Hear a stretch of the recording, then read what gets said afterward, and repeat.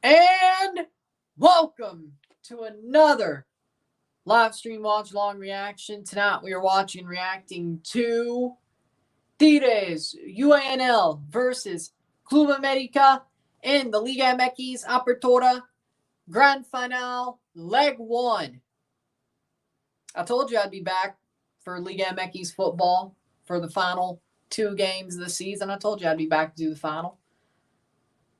I'm a man of my word. I told you I'd be back to do the final. And I'll be back tomorrow morning, basically 12 hours from now, to do Leon versus Awa. And that's the one I'm reviewing because, well, this is CONCACAF. So as long as that ends in 90 minutes, I'll be reviewing that one instead of Ittihad Al-Ali. But I'll still be live for Ittihad Al-Ali. But with that being said, it's Tigres América. Tigres UANL contra Club América en la Liga MX Apertura Liguilla Gran Final Partido Aira. Tigres, who are going for a bicampeonato against Club América, the best team in the league. América hosts Tigres on Sunday. Yep, Sunday. And then we have the two semifinals, Monday, Tuesday, the Club World Cup. Yep, there you go. So, how we doing, Mile High? Should be a good one. This one at Estadio Universitario. In Monterrey, starting 11s are as follows. For Tigres, in goal, we have Nahuel Guzman. The back four of Javier Aquino, Samir Caetano, Guido Pizarro, Jesus Angulo. The midfield two of Rafael Carioca and Fernando Gorejan. The midfield three of Diego Lainez, Juan Pablo Vigón, Sebastian Cordova, and Andre Pierre Gignac up top. Wait, the Raiders are beating the Chargers. Are you kidding me? I had the Chargers winning. You're absolutely... Well, there you go. Okay. Club América in goal. Luis Malagón. The back four, Miguel Layún, Igor Lichnowsky, Sebastian Caceres, Luis Fuentes. The midfield four, Alejandro Zendejas, Alvaro Fidalgo, Jonathan Dos Santos, Julian Quiñones, and the front two of Diego Valdez and Henry Martin for América. And here are my Week 15 picks, by the way. Chargers lost to Vegas. That's going to be a wrong one, but whatever. Cincinnati, Minnesota, Pittsburgh, Indianapolis, Detroit, Denver, Cleveland, Chicago, Kansas City, New England, Atlanta, Carolina, Green Bay, Tampa over Tampa, Houston, Tennessee, Miami over the Jets, Giants over New Orleans, Rams over Washington, San Francisco over Arizona, Dallas over Buffalo, Jacksonville over Baltimore, and Philadelphia over Seattle. Don't worry, I'm going to do it, okay?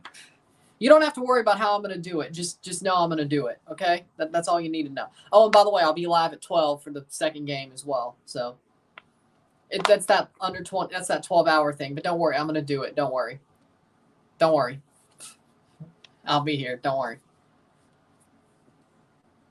Unless God strikes me down, I will be here.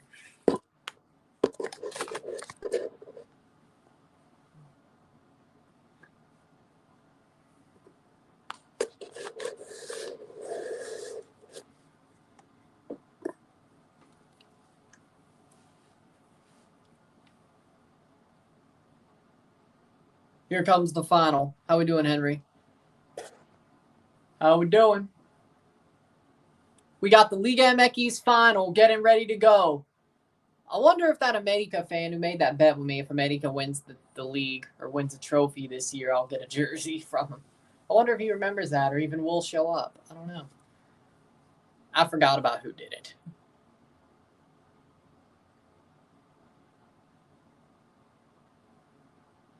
Tigres will be wearing yellow.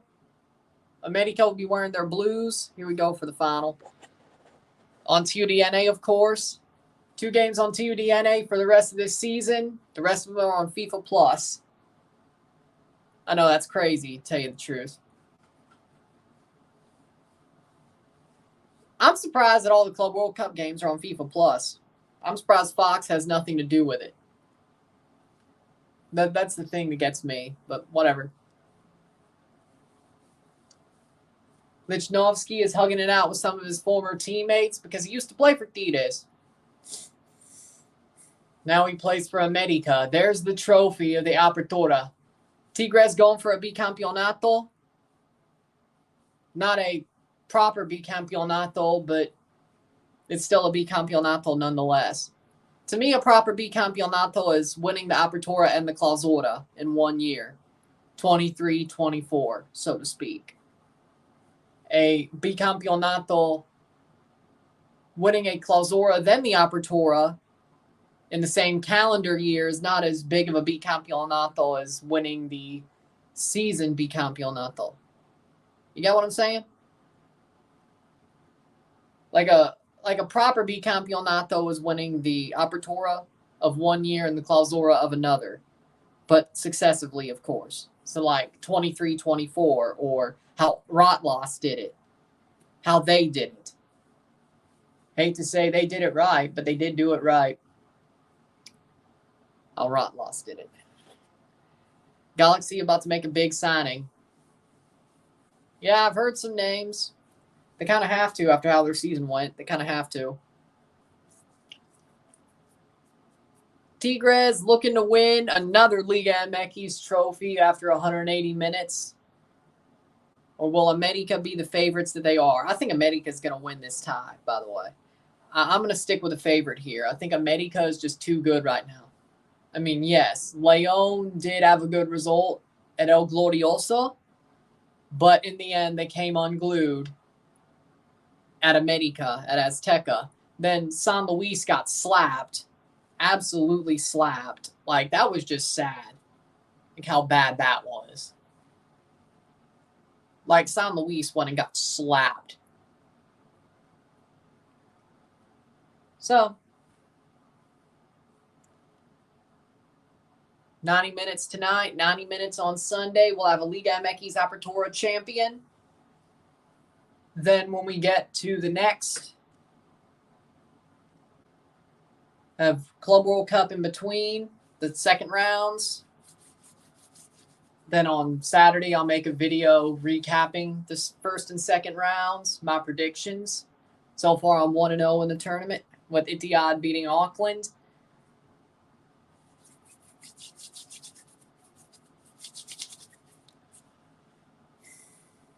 Hope we can go 7-0, but we'll be halfway there, pretty much.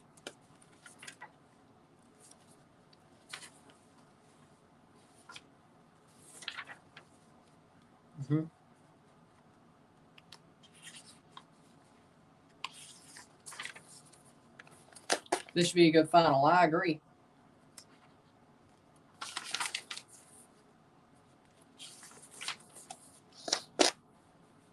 Wouldn't that be? No, tomorrow's Friday. Yeah.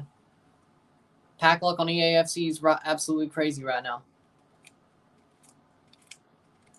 I would say that's good. For that, I think Jardine stays.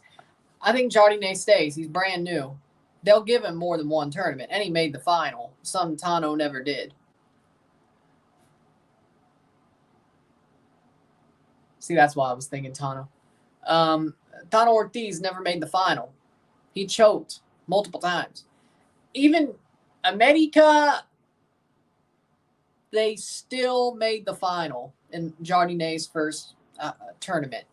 So I think he has to unless he gets a better offer, which that would have to be in Europe. I don't think an MLS team could pull him from América. I don't know why you would think that. Like, maybe the only one that could is Toronto, but they already have a manager, so no other Liga MX team could pull him from América, so it would have to be Europe. Does Europe want him?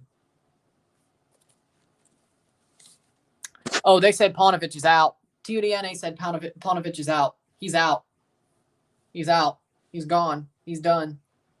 He's either, left or fired, but he's out. TUDNA said as much on their Instagram. He gone. He gone. Paunovic gone. Which makes it even easier for Forge. Like, let's remember, Chivas, since Almeida's only had one good manager, Veljko Paunovic. Yeah, they just ran out their best manager since Almeida. I think Forge is fine. I think Forge will be just fine. Yeah, Chivas wasn't the worst draw at all. We still would have to face América in the next round if things end up going Forge's way. But you know what? Now that would be something. It's kind of like the time they faced Olympia after beating Antigua. You want them to win, but you probably know they're not. It's going to be a hard mountain to climb, but you know what? It'll be enjoyable to watch. Yeah, because América or Esteli is going to face Chivas or Forge, but Forge will probably beat. Teams have walked out. Forge will probably beat Chivas without Paunovic. Like, I mean, what? Ignacio Ambriz is coming in there?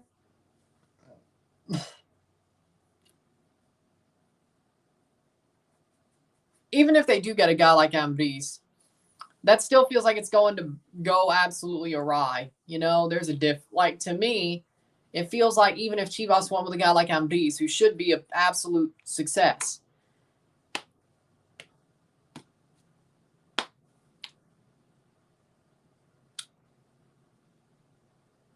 I mean, there you go. As a Pumas fan, I'm pissed at Antonio Mohamed for being a traitor.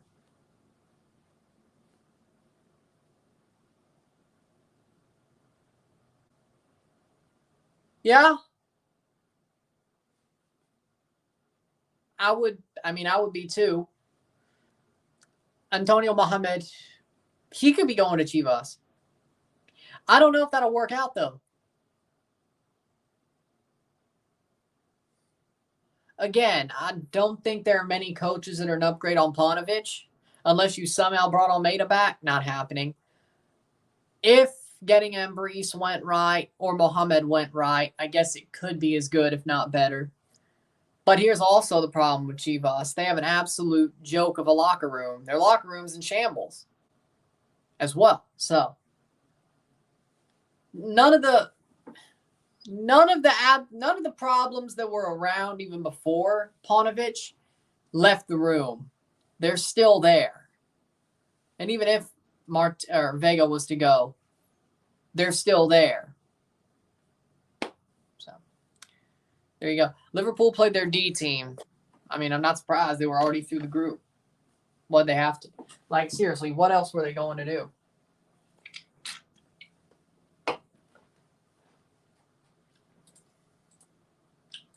Hit that like button, let's get one going. They lost to that Belgian team, Union Saint-Gilloise. Yep. Yep, they did, but still 2-1.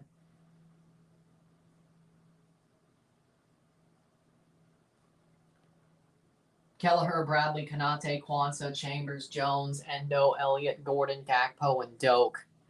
Yeah, they played a D team. Them boys did play a D team, you right. And then they brought on Gravenberch, Nunez, Joe Gomez, Scanlon, and McConnell, but they still finished top of their group. 4 wins, 2 losses. That ain't too bad. I think he wants the Monterrey job or the Boca job. Yeah, I wouldn't be surprised if he went back to Monterrey. Wait, did Ortiz get fired? Did Tano get fired? I think he did. Okay, yep. So there you go.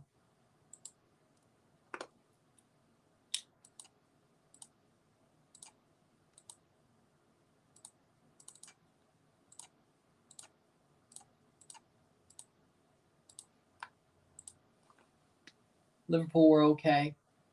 Tano Ortiz, current manager of Monterrey.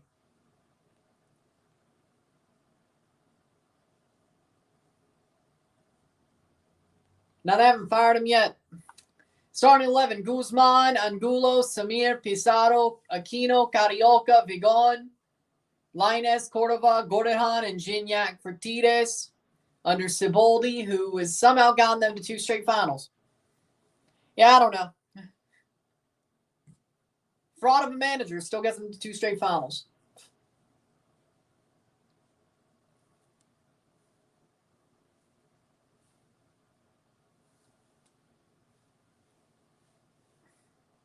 Referee is Adonai Escobedo, Christian Espinosa, Pablo Hernandez Quintero, and Guerrero is the VAR referee. Starting 11 for América under Jardine, Malagón, Fuentes, Lichnowsky, Caceres, Layún, Fidalgo, Dos Santos, Quiñones, Julian Quiñones, Valdez, Zendejas, and Martin for América.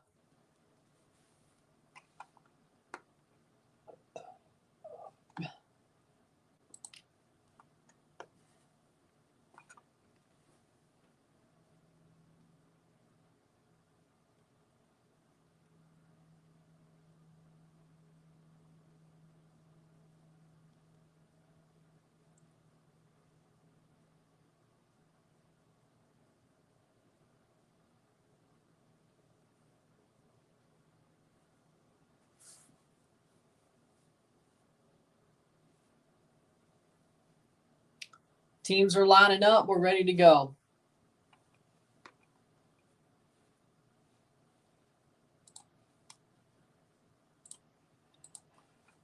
Velko Panovich leaves Chivas. Yep, I saw.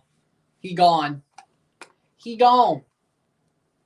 He gone, kid. He gone. Which I'm not surprised. He was like, I'm staying for the rest of the season. I'm staying for the rest of the season. And then leaves. Yeah, that's the worst part. But there you go. Sit tight. We're about to start this final. Hit that like button. Let's get this one going. We got 2 Club World Cup games. We're winning Liga MX and CONCACAF Cup next season for sure. You lost your best manager since freaking not Ambriz. Damn it. Shit.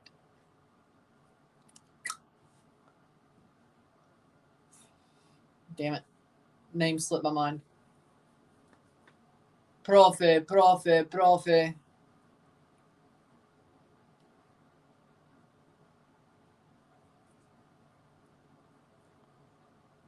Almeida. There. Yeah, Almeida. I don't know why it slipped my brain. Almeida. You lost your best manager since Almeida.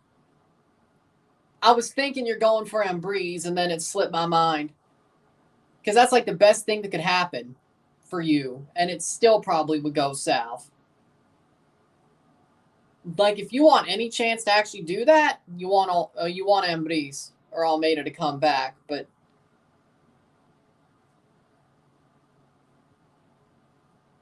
that's my opinion. But even then, you didn't have any good managers until from Almeida leaving to Panovich. Forge is going to beat you in the preliminary round, and you're going to be shocked. I'm just saying, Forge ain't easy to go. Here we go. Tigres kicks off the final, and here we go. I want America to lose to see Salazar head explode. We see it on Monday if they lose. I'd rather see Tigres win. I want to see Tigres win. I know America they're the favorite, though. I picked America to win, but I want Tigres to win. But if that guy who said he'll buy me an America jersey actually does when they win a trophy, I do get a free jersey out of it. So I get a right prediction and a free jersey out of it. So it can't be that bad, can it? And it's going to line up for me to wear that jersey when Forge gets beat by them, right? Having to pay the piper or something. 1 minute. Who's the better team? It just started. Nah, I won't be mad about it. Because in the end, we should lose to them. Forge should lose to them. We aren't getting embarrassed. Was I mad when they lost to Cruz Azul? Were you here that long? Was I mad when they lost to Cruz Azul? No. I was honestly proud of them because I thought they played well, even though they lost 4-1 on aggregate. I thought they played well. Same with the Chivas situation. If we beat them, I'll be overjoyed. If we lose, I'll be like, yeah, they still fought, though. Yeah, they're out, but what'd you expect? I'm not surprised. It's not like it's Toronto where they say they want to compete for the CCL, and they think they can. So I think they can, or at least I think they thought they could. But Samir Caetano gets a yellow card. But Forge, on the other hand, is a team who certainly could win the Central American Cup if they allowed them to play. But y'all know América is going to win 2-1. Who's the better team? I mean, going in, América right now, I mean, player been down for 2 minutes. There's barely been anything, so. América winning. Probably, but, you know, again, I picked América to win the tie. That's my pick. If you were watching the Club World Cup predictions, I kind of threw that one in there. Or something. Or did I throw it in the last video? Either way. Or did I may have threw it in the CONCACAF Champions League draw reaction, actually. Yeah, that's probably what I did. Yeah, last video. If you heard, I threw it in there because I couldn't make a full video about my prediction, unlike normally. I did throw it in there, saying América would probably, I think América is going to win this tie. Do I want them to win? No.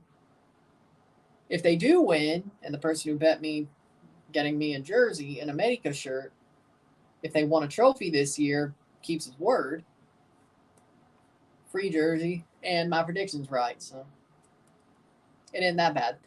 What will you do if Leon lose tomorrow? I'll do the RSR, and I'm not going to be mad about it.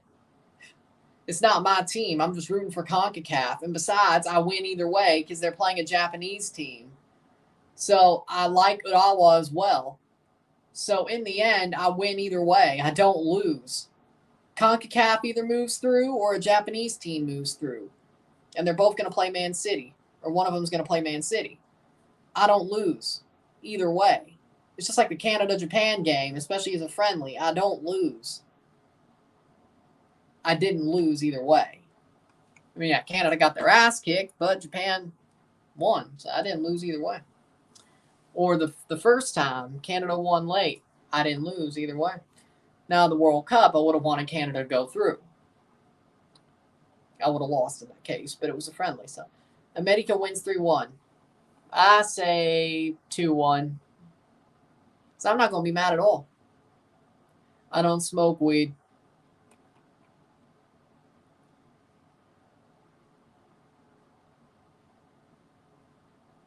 Used to dabble in CBD oil, but not anymore. 5th minute.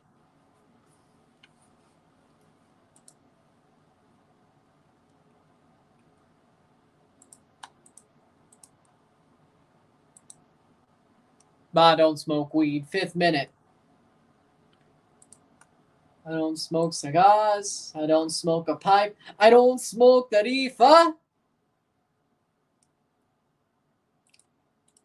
That is a freaking deep cut that nobody probably will get.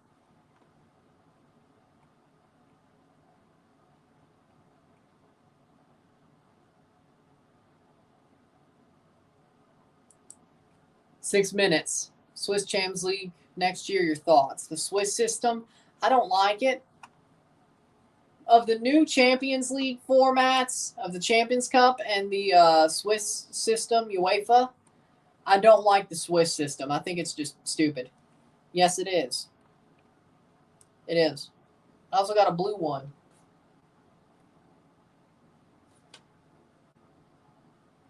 Oh, I don't disagree. There's nothing wrong with burning a little bush. Or the lettuce, so to speak. There isn't. I just don't do it. But it shouldn't be illegal. It should be legal federally. I have no problem with it. I'm a libertarian through and through. I just don't do it. Because I just don't do it. I mean, hell, it's legal in my state. I could do it. I think it's actually fully legal in my state now, not just medicinally. I could do it. I wanted to. I just don't.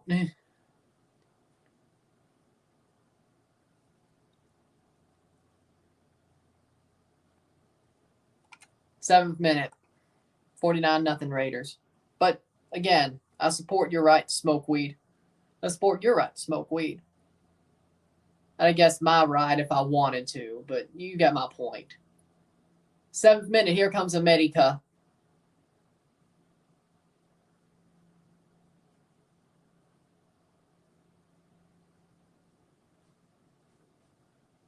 Viva la libertad, carajo.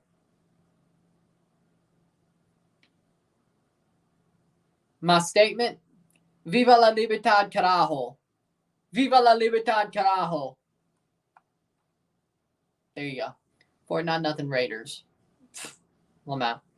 That is crazy. Especially because I thought the Chargers were going to win.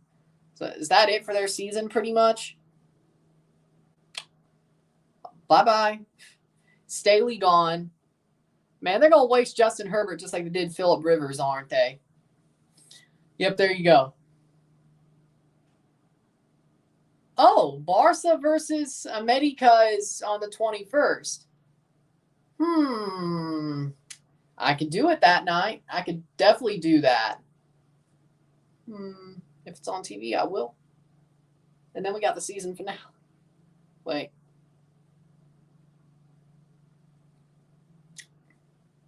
Playing forward. Blocked away. Tim Parker even agrees with the rule changes. It's head scratching. I agree with the on-field rule changes, but the salary cap, no. They should have done more. Way more in MLS. Not a record, no, because Patriots beat the Titans 59-0 one year. Yeah, it was 59-0, yeah. So it's not even a record. And I don't even think 59 was a record. At least it is anymore.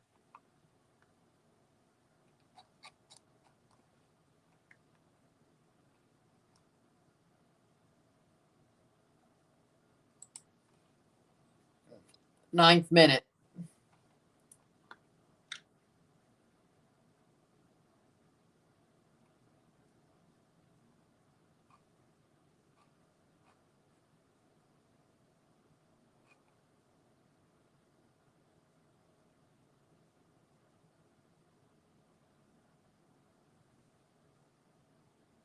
Tenth minute. They can be beaten today, honestly. Probably 10 minutes, 0-0, 0-0.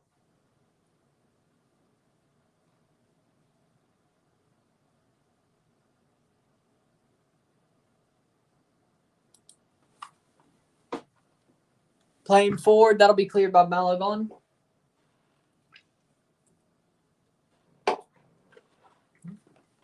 I think the Patriots can win the Super Bowl. They've been eliminated, so unless you're in a dreamland or I'm in the wrong universe.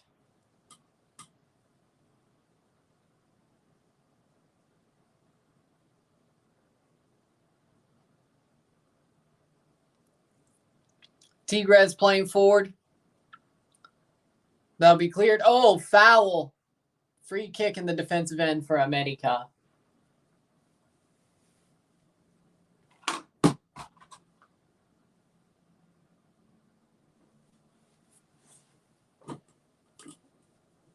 Mm-hmm. 10 minutes in out of 90 tonight.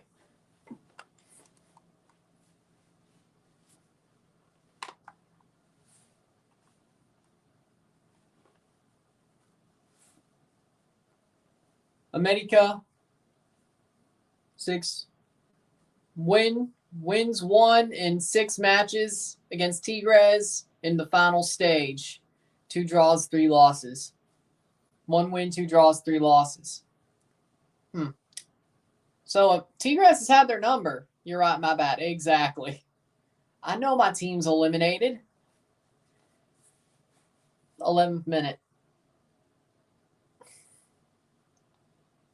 Damn, I've had it bad this year in sports. Besides the Leafs winning the round, I've had it bad. The Jays got humiliated, then lost the Ohtani duel. TFC were absolutely horrible. Okay, Forge did win the CPL, fair. St. Louis did win the West and then crapped their pants in the playoffs, but I guess that's not as bad as everything else. The Leafs won a round. Good. Raptors lost the play-in. Yeah. And they haven't really been good this part of the season either. Leafs are still good, though. Patriots suck. Saints suck. But I was saying they're going to win tomorrow. Okay. You ain't never seen Larkamon work his magic. If the guy who made that bet with me, it was more of a one-sided deal than a bet, but in my comments back during the Leagues Cup, he said if América won a trophy this year, meaning 23-24, he would get me the home jersey. I don't know if he's still around. I don't even know if that dude remembers. If he does, I got a free jersey. And my prediction's right. If not, well, I don't lose anything. I'm not expecting it. I'm just hoping maybe. Because that home jersey is cool.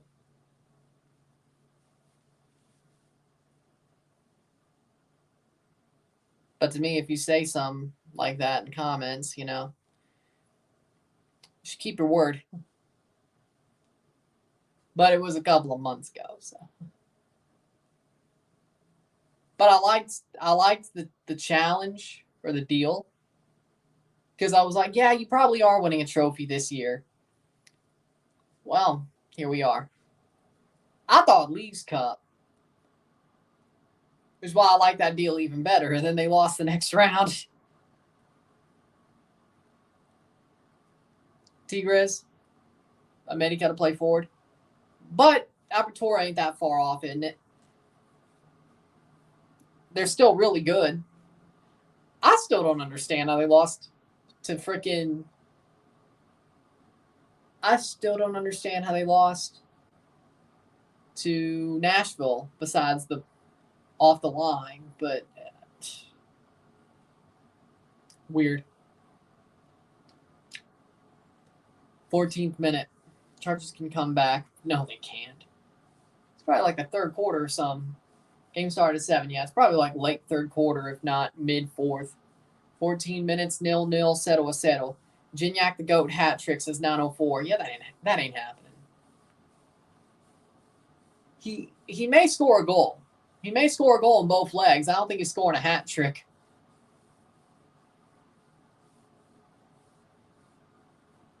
Carioca silences Valdez, defend the best offense in the league is the keys to victory for Tigres, which obviously Chargers only need 8 touchdowns. You do realize it takes like a quarter and a half to do. Unless the freaking heavens open up and freaking Aiden O'Connell throws like 10 picks. Like 4 of them are pick sixes. Is that his name? Aiden O'Connell? Whatever his name is. They don't have Herbert. Oh! Okay, now I realize why they lost. Okay. Oh, yeah, Herbert did get hurt, didn't he? Yeah. 15th minute. Valdez playing forward. They got Mexican Messi. Who would that be? Who would that be? Don't tell me you still think Mcinnes is. Oh, no. He's out for the season. Oh!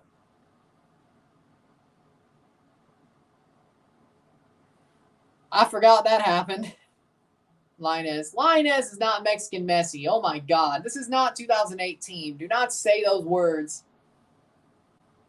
Like, I'm coming back from Europe, back to Liga MX. Huh? Yeah, no, this is not 2018 anymore. Do not say those words. At least Pulisic didn't completely. Marcelo is the Mexican Valverde. 16th minute.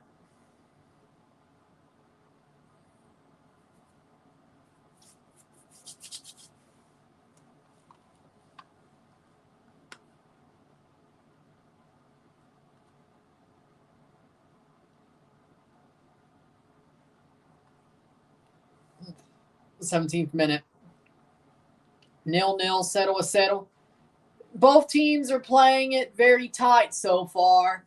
Is it going to be one of those 0-0 first legs where America basically holds on and whoever wins outright wins the tie, or if America draws, extra time? There's no away goals or anything like that in the final. You go straight to extra time if there's a draw. Which I like that. So, America, whoever wins outright in the second leg, if this result holds, wins the title. If it's a draw, play another 30 minutes, then you play possible penalties. Which I think that's Tigres' best chance. So maybe getting a 0-0 would actually be a really... If you can't win by two,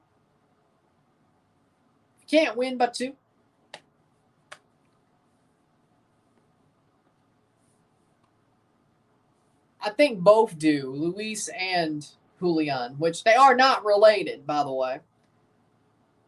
If you didn't know, which I had questions for a while. I think we all did. I'm not the only one, I bet. I think we all...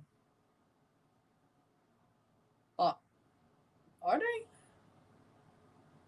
Especially when they were playing together. I think we all thought that. But they aren't. But I think they both do. And of course, Julian has titles with Rot Loss as well. So it's not like he didn't win anything with them either. He won a Bicampeonato with Rot Loss. And Luis has many titles with Tigres. Monterrey, Don Ramon. 19th minute. So they both have many titles. The second leg's on Sunday, Domingo Futbolero. Yeah, I agree, but they haven't really had any dangerous moments yet. I'm sure they will. But right now, Tigres is holding them out of having a dangerous moment, and Tigres has had, honestly, more dangerous moments. They've pushed the ball forward more. Like, yeah, America wants to win this game because if they win on the road, all they have to do is draw at home. Not that the away goals matter, but you get my point. Ibanez is one with Tigres and one with Pachuca, right? Yes. Yes. Yes.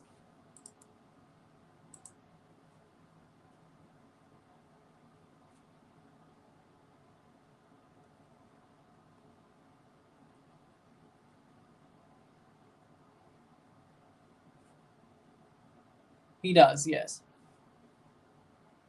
And then, of course, Lopez is playing for León now.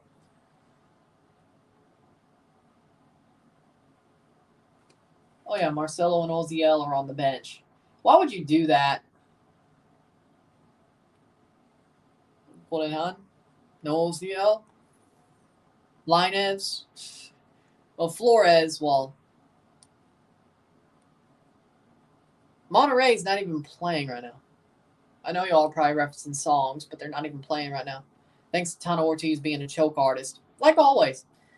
20th minute. Like always being a choke artist, because he is a choke artist.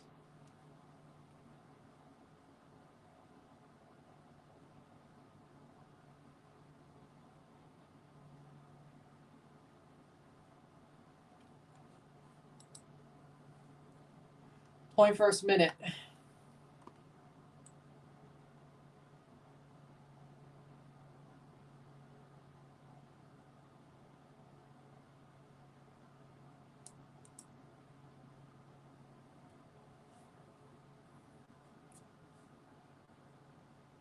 Dos Santos is probably the least good player they have starting at mid. Tough offense. I can see at least one goal before the second half. They need to start pushing forward then. But I understand what you're saying. I do.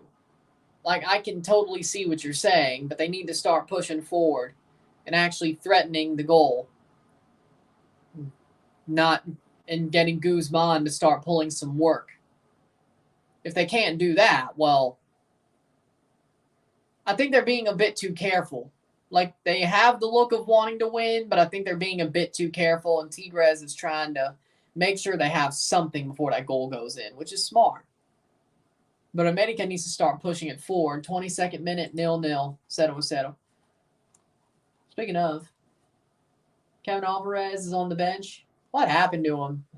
Man, he was good in Leagues Cup. What happened to him? I think he got hurt, but that made him get dropped. Like, they're starting Layun over him. What the hell? And Fuentes. Like, what, is he that bad? Did he turn that bad that quickly? That they took a damn near retirement Miguel Layun and start him anyway? Didn't Layun officially retire, or did he just basically say, this is my last go-round? So I thought he retired already. Tactical decision? I don't know why it would be. They brought Layun left back. Don't remember seeing him start for a while. I could have sworn he retired, like, immediately. I didn't think it was a last round. His last go-round. Okay. So maybe that's why they're playing him.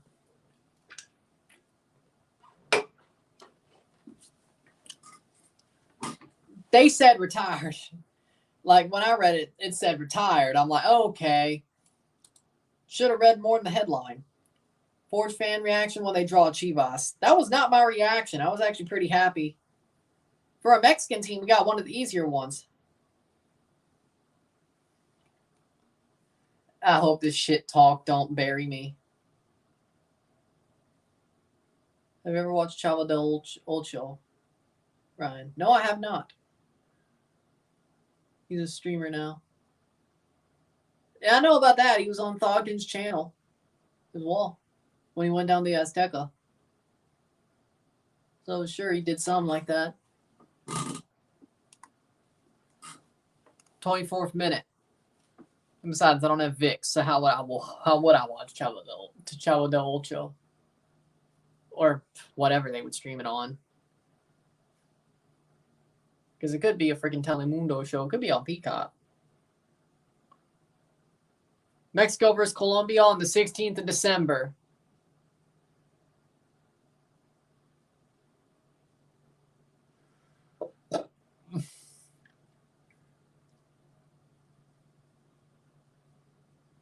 Now, after tomorrow, I definitely need a day off. No. With the way tomorrow's going, I definitely need a day off. So, just to do that video recap of the first two rounds. So, I'll watch it, but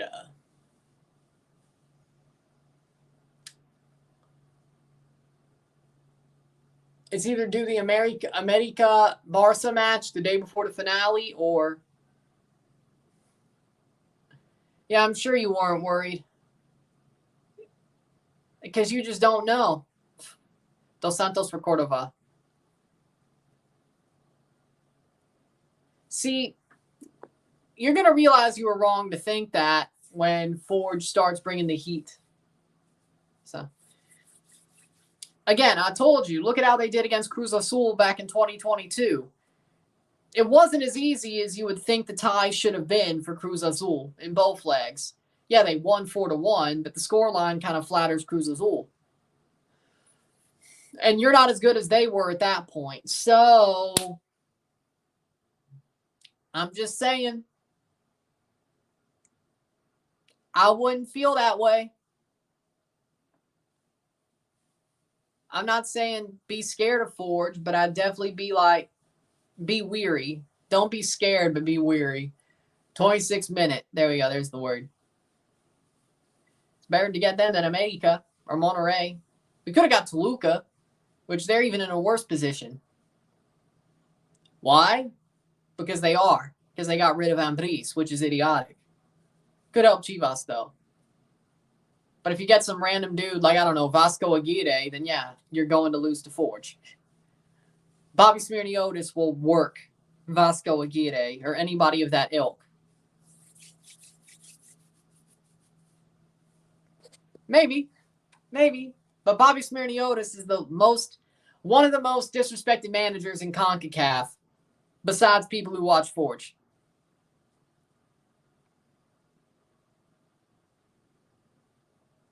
I'm just saying. Like, Bobby Smirniotis could outwork almost any manager in this confederation. I'd say 90% of them. I would say 90% of them. He could out-tactic. There's only a couple of managers where I'd be like, okay, it's probably even. Almeida's probably one of those. Ambriz is probably one of those. I know Almeida's not here anymore. Who knows? Maybe Chivas could get him back. Not going to happen. Ambriz? Well, no, Chris Armas did out-tactic Ambriz. So you know what? Yeah, Bobby probably could. Bobby Smirniotis is him. I do not care what you say. He is him. He is him. If Bobby Smirniotis stays instead of taking the Canada job, depending on who you get, you might be in trouble. Bobby Smirniotis is him.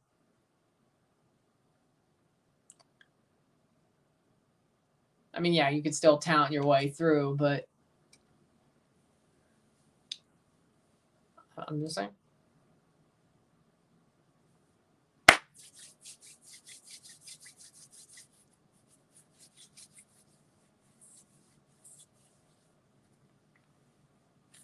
Any recent TFC transfer news? Yeah, they traded the first pick in the re-entry draft to Austin for the 5th pick in GAM.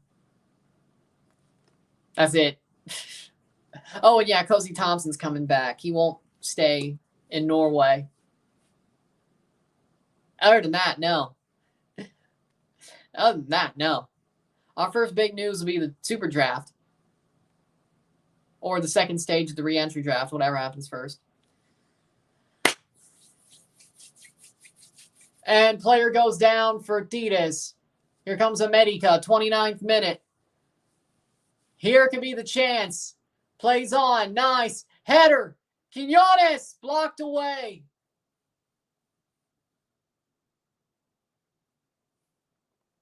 It will be.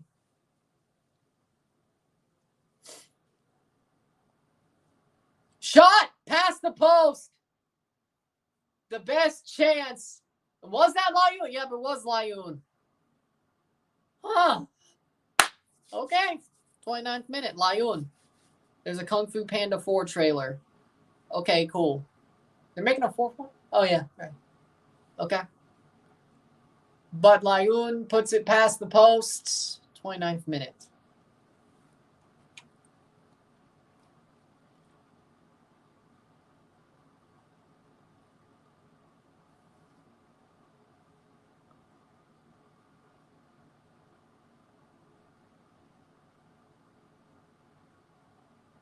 '30th minute.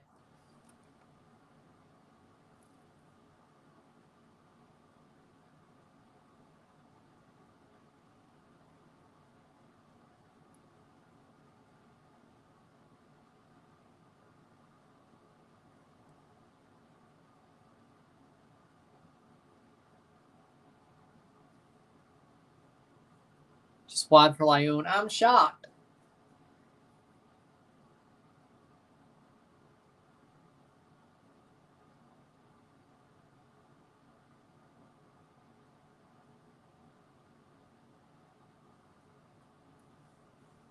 '30th minute. Plays down. Nashville keeps trading with Red Bulls. They just signed a bench warmer. Not too impressed with their 2 recent signings. Yeah, Nashville and Red Bull like to. It's weird because Nashville plays the exact opposite style. It's weird because you have football terrorism and the most open football you could probably ever see trading with each other. Yeah, it makes no sense to me either. Like Sean Davis. I mean, he's good. He's good for Nashville. Yeah, he's good. He may be playing better there than he does Red Bull. I'm not going to lie. So that may actually have panned out. But it's just weird that Nashville and Red Bulls are always making deals. Like every window, it's like, oh, Nashville and Red Bull made a deal. That makes no sense. And normally it works out. I don't know why. Either Red Bull, maybe that's an indictment on Red Bull, that their system, the players they have in their system that are, and these are some known players. These are some players that they use, like regularly used. Is that an indictment on them? Maybe. that if the system doesn't fit them as well as playing terrorist football, it's interesting. Now I think about it, it's interesting. Because Gary Smith's terrorist football is way different than Red Bull football, but he somehow gets the best out of all these players they trade for, shot, blocked away. And Red Bull can't. So is that an indictment on Red Bull? It must be. Must be. Because the one thing they've never done is change their style. Armis, Struber, Carnell, I'm guessing the new guy, Marsh was there. They never changed their style. So are their players just not good enough? Do they not fit the style, even if they grew into? Go ahead. Pack a coat and some long johns. Probably a scarf and a toque. Just telling you. I mean, I would probably do that. Just my opinion. 33rd minute.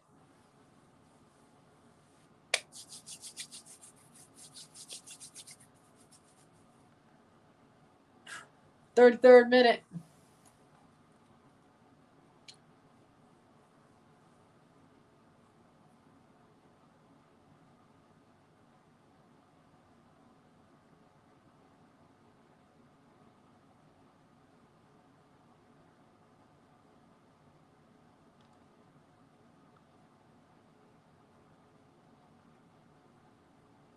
Third minute. 0-0, 0-0.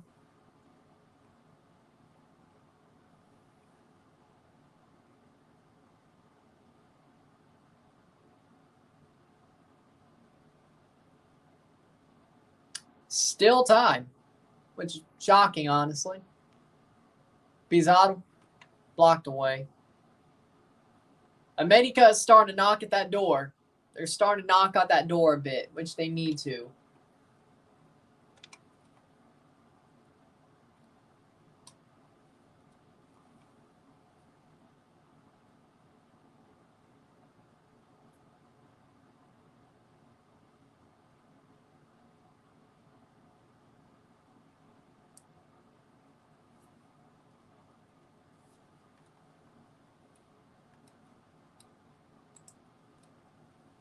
Tigres. 34th minute.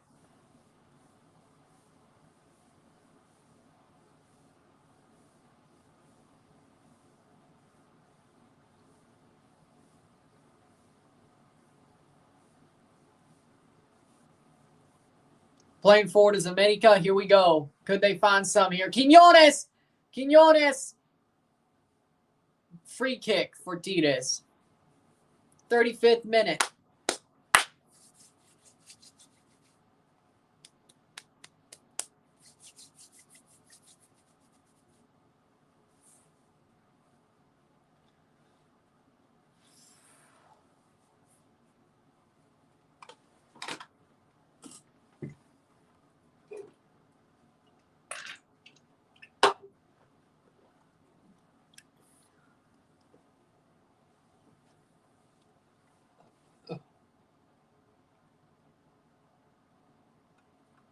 $36 minute. Happy Halloween. That was a month and a half ago. Halloween was a month and a half ago. Goal kick.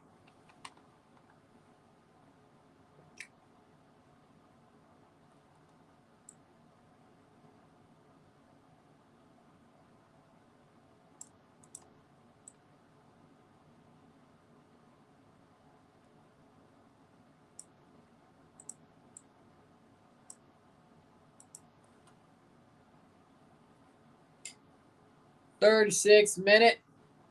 Tigres on the ball, trying to keep it forward, trying to play it forward.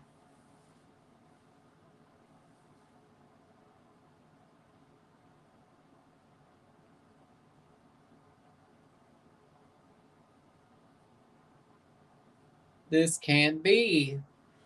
It is. 36 minute.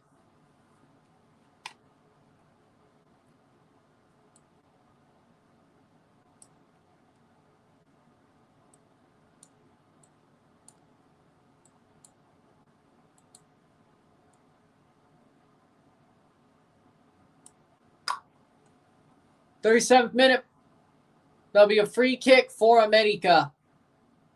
56-7 Raiders. Damn. Well, there it is. Damn.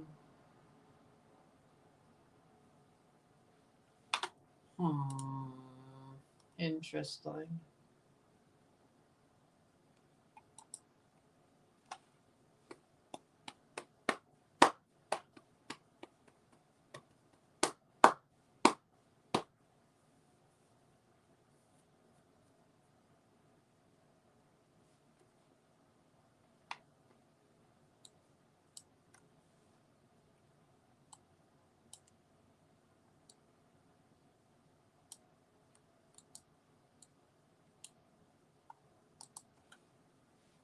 .37th minute. Chargers are at rock bottom if it wasn't already. Yep. Man, I would hate that.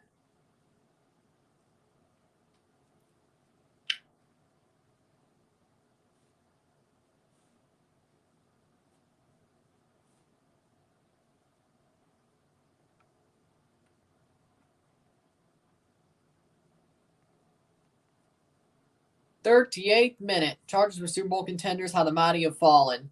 Yeah, maybe in the preseason, but things about San Diego teams is they have really high expectations and blow them out the water, and not in a good way. I know they play in LA now. They used to be the San Diego Chargers. Let me have my joke. They should still be in San Diego. Let me have my damn joke. Let me have my joke.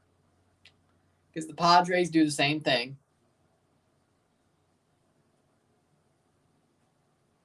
39th minute.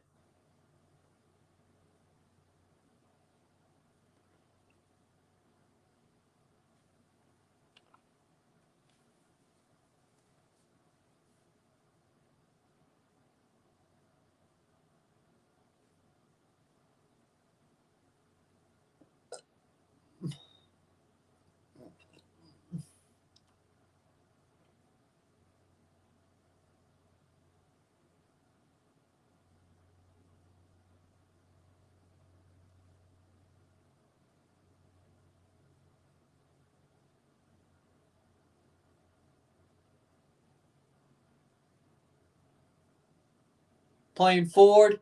América. Here's a chance. Chips over the top. Be a goal kick. 40th minute. Still tied.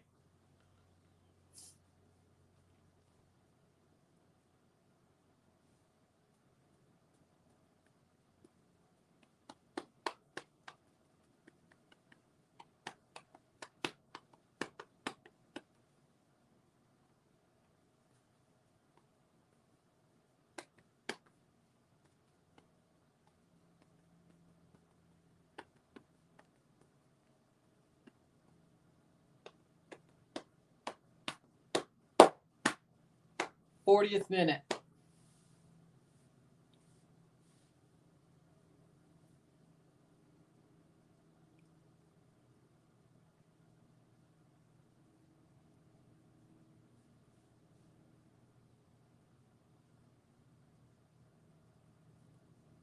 Still tied. 40 in the 40th minute. 0-0. Settle a settle.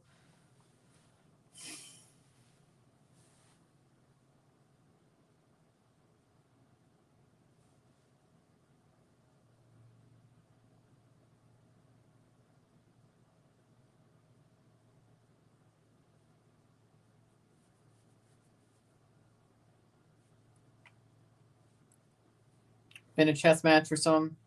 Chances for both teams. I was the only one that was clear cut. Yeah, I agree with that.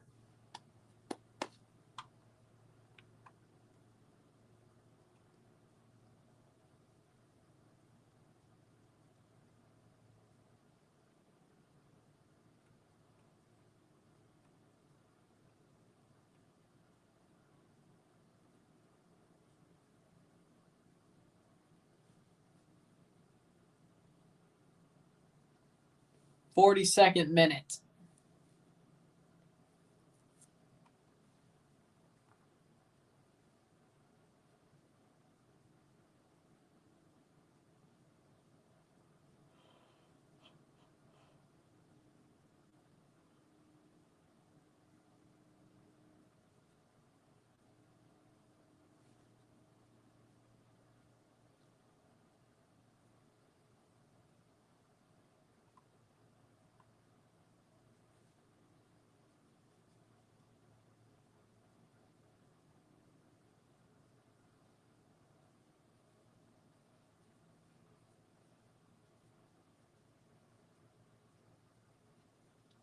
42nd minute. Mexico fans shocked after Tecatito caught a DUI. After getting pulled over, Tecatito dropped a Modelo as he was stepping out of his vehicle.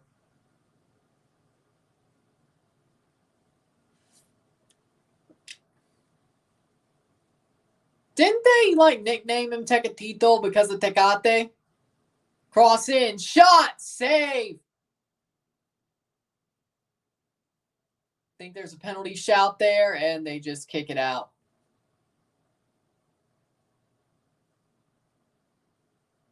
Throw in. So, wasn't that the story? Yeah, this game is pretty boring. But I'll finish it. You can go to sleep. 43rd minute. I'm not complaining. I didn't say I was going to go to sleep. I don't even know if I'll take a nap.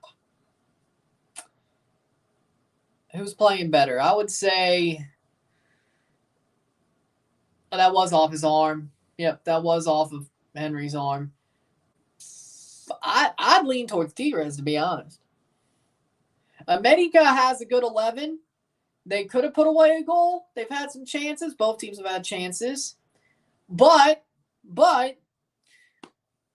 América are not being as threatening in the final third as they should be with the 11 they put out. They're starting to get there, but I think it's been pretty even. I can't really. So I guess in that case, I mean, Tigres are playing some good defense. They've had more chances forward, in my opinion. So right now, I'd say Tigres slightly, just barely. But it's closer to even than either team having a better game.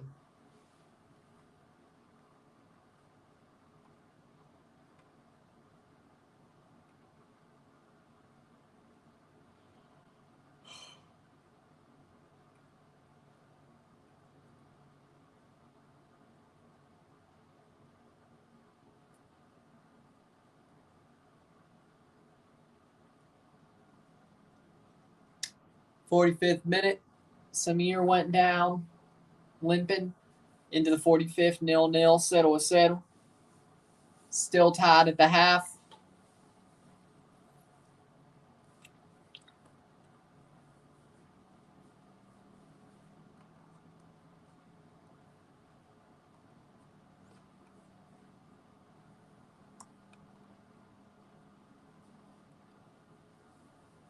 '45th minute. How much stoppage time?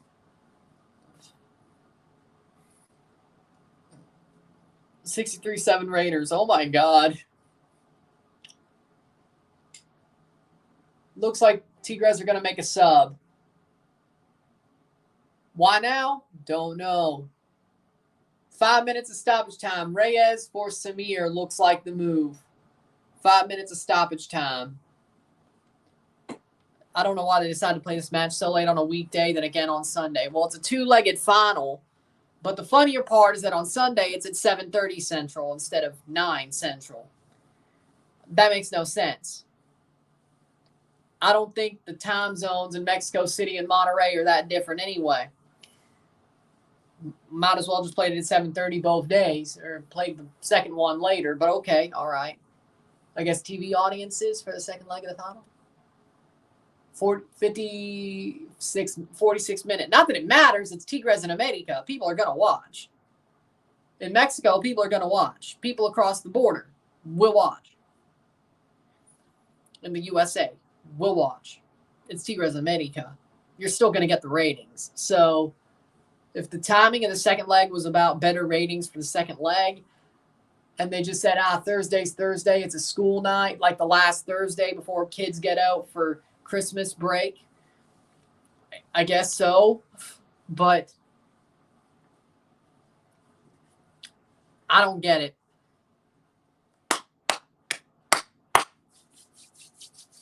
Most points scored in the first half of NFL history after getting blanked in this last game. Raiders did just that tonight. It's still the first half. What the hell? Nah. No way. No bleeping way. No way. It's got to be the second half now. It's got to be in the fourth quarter now. No way. It is now in the fourth quarter. 13 minutes left in the fourth quarter. They still got a whole quarter to play. Cross in. Here's a chance. Shot past the post. Past the post by Valdez. Yes. There ain't no way. It's in the second half. I was like, yeah, there ain't no way.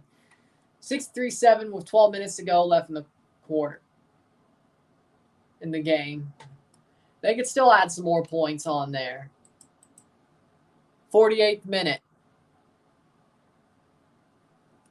América's starting to gain the momentum in this game. I can tell you that much. But the second half is, who knows? Maybe the second half doesn't help.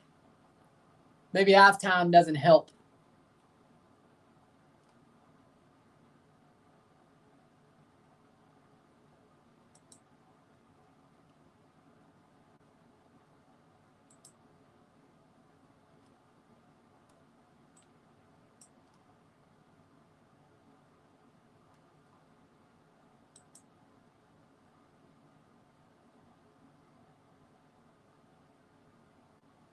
Reyes for Samir in the 49th with a minute to go at the half.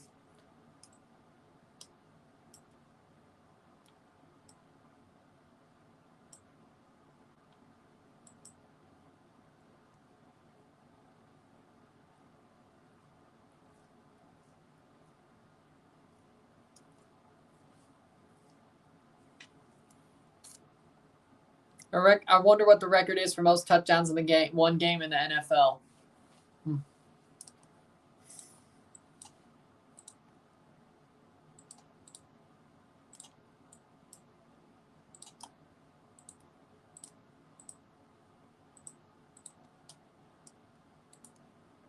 49th minute. Most touchdowns in a game. Any NFL team scored 10 touchdowns in a game.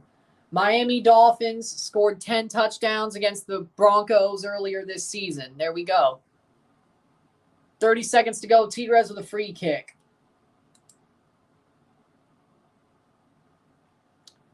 So, yeah, exactly. The freaking Dolphins game was the record. Wait, are we saying that the Raiders could... Holy crap, they could hit 70. They could hit 72.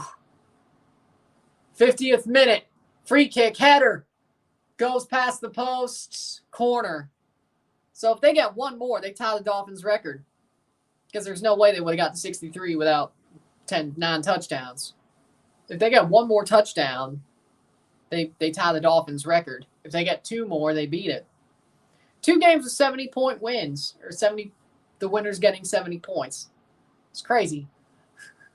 I did not think the Raiders would. The Dolphins won too surprising. The Raiders?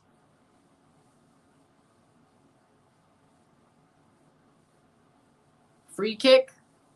Biggest win was Chicago Bears beating the Washington Commanders 73-0 in the 40s.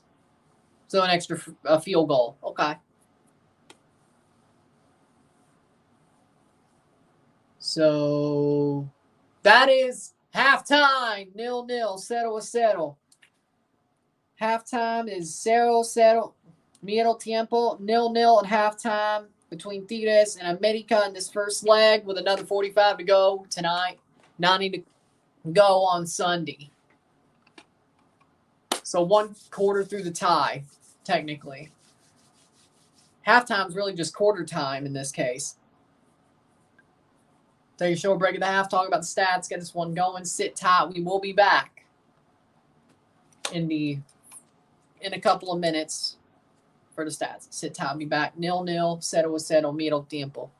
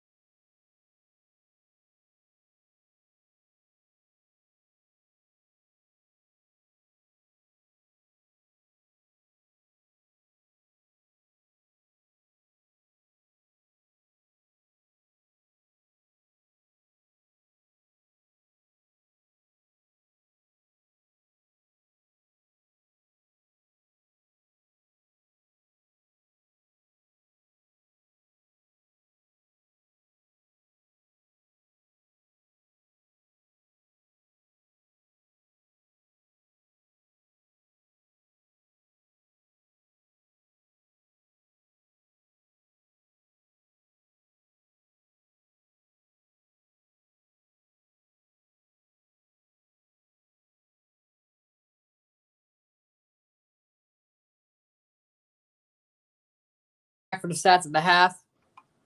This América versus Tigres game is depressing. Honestly, I don't disagree. It's boring. I don't disagree. It's boring. When you come in to visit Mexico and watch a match at a stadium, I have no idea. See, that's the fun part. I have no idea. I hope soon. How soon? I don't know. Do I want to freaking just go around Mexico during the freaking season and go to a couple of games? Like what Away Days does or something, or some other dude. I think somebody did with NBA games. I would love to. I would love to. Try to go to multiple games through a weekend. So like 2 a day or something. If I knew what TFC's bye week was, that would make it a lot easier.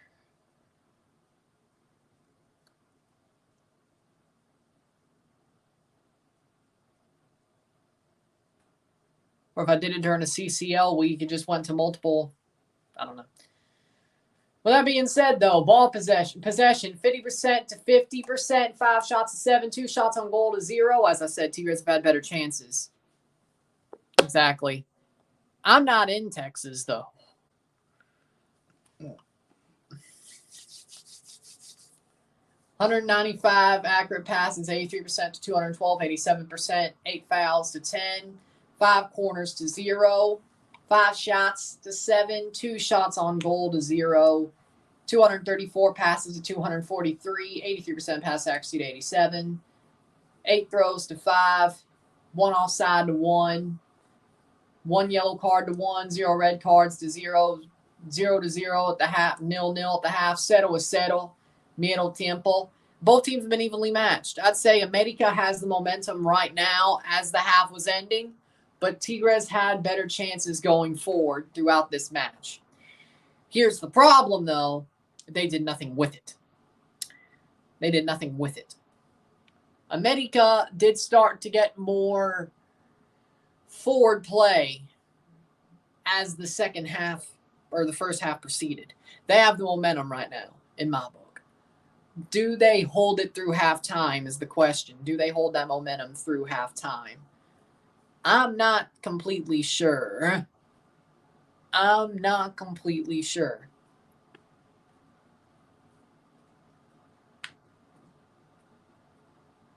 Not completely sure. But we will find out if América holds on to this momentum or they lose the momentum because of halftime.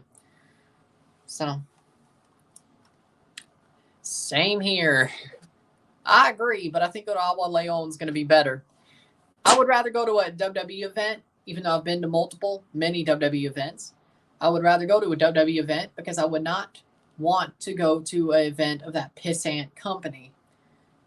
Just because I like Jon Moxley, it is not worth going to an AEW event or Bryan Danielson. It's not worth it. Like, I don't even watch the full shows. I find their matches and watch their matches because that's who I like to watch.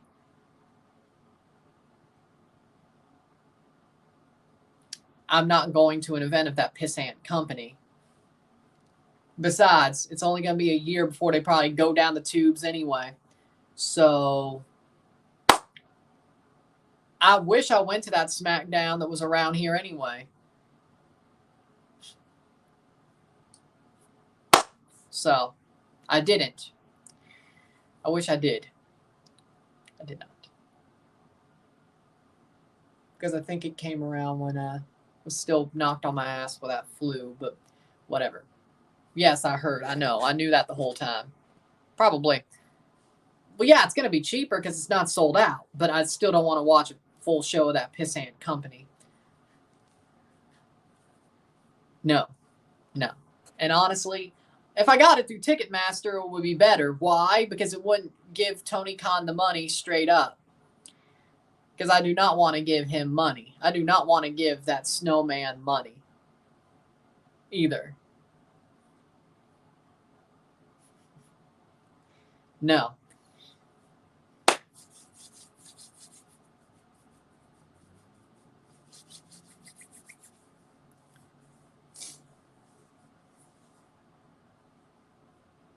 The only full AEW episodes I watched was their premiere episode, the Brody Leach tribute, and that's and the episode that Punk made his debut. And that's it. Then I've just found matches of the guys that I like that used to be in the WWE. Oh, I've seen them, yes. Those freaking arenas aren't even half full.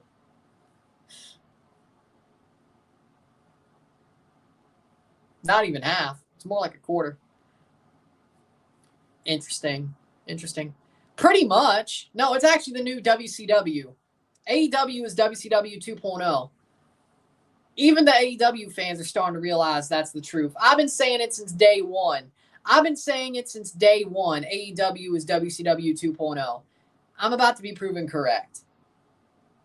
And they never even won in the ratings. So no, they're doing worse than Impact. Impact actually was cool for a while. And then Hogan and Bischoff came in and Russo came in. But like old Impact was cool back in the day. TNA Impact, not the Montreal Impact, but you know what I mean. Like AJ Styles, Samoa Joe, Bobby Roode, James Storm. Like back in the day, like the 6-sided ring. Like old Impact was pretty cool. And Impact also has a free channel on Pluto that shows the old stuff. I mean, hell, even EC3 was pretty cool. But I respect Impact a little bit more than AEW, even currently. But AJ Styles era, the NWA era, yeah. I've always been an AJ Styles fan. The X Division was the only good thing they had. Well, I mean, AJ Styles wasn't always in the X Division, but he was in there a lot. Second half about to start. AEW overpays their employees. Yes, I'm surprised those clowns have yet to go out of business. I think they got less than a year. I think it's going to be about a year. I give them a year. I give AEW a year.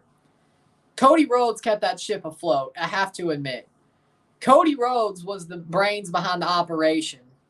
And then he left, and they've just went downhill the whole time. Like, Cody Rhodes was actually a good EVP. Young Bucks don't know what the hell they're doing. The Hangman doesn't know what he's doing. That snowman Tony Khan doesn't know what he's doing. The only person who knew what he was doing was Cody Rhodes. He's the one who had the brains. And he left because people booed him out of the building. And then he went to WWE, and everybody loves him now. See, this is why the boys in the back shouldn't be booking the shows unless they know what they're doing, because Cody knew what he was doing. Hall and Nash did not know what they were doing.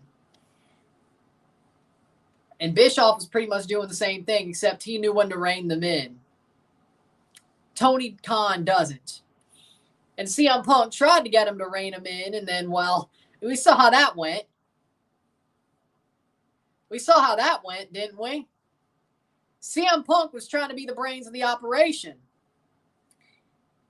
Like Cody was, but Punk was a little bit more abrasive. And besides, I think he got tired of AEW at some point. And he was like, screw it, I'm going to leave anyway. I'm going to find a way to get fired anyway. And then he came back.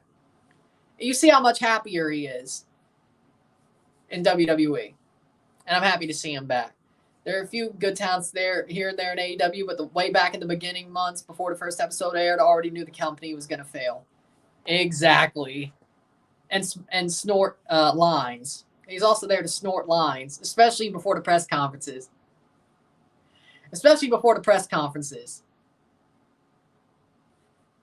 Cody's a living legend. I agree, honestly. Tony Khan lost his two biggest stars. Look at what AEW's doing. Two biggest draws, frankly. I love Jon Moxley, but he is not a draw. Jon Moxley is not a draw. Maybe Vince was right. Moxley's not a draw. No. Maybe Vince was right. I will give Vince that. Vince never wanted to push Ambrose, Moxley. I've always been a Moxley fan. I can see, I think Vince was right. Roman and Seth were the better two. Roman and Seth were the draws in the Shield. Ambrose never was. AEW made that perfectly clear. If Ambrose ain't wrestling death matches, he ain't the draw. I hate to see it being true because I'm an Ambrose fan. I think he's good in the ring. Moxley, I think he is. But Vince was right. So, yeah, Dean was a lot more entertaining in WWE. And he hated what Vince gave him. He was actually entertaining in WWE. I don't think Dean is. He's still good in the ring, but for some reason his AEW promos are just worse. Like he lost his charisma.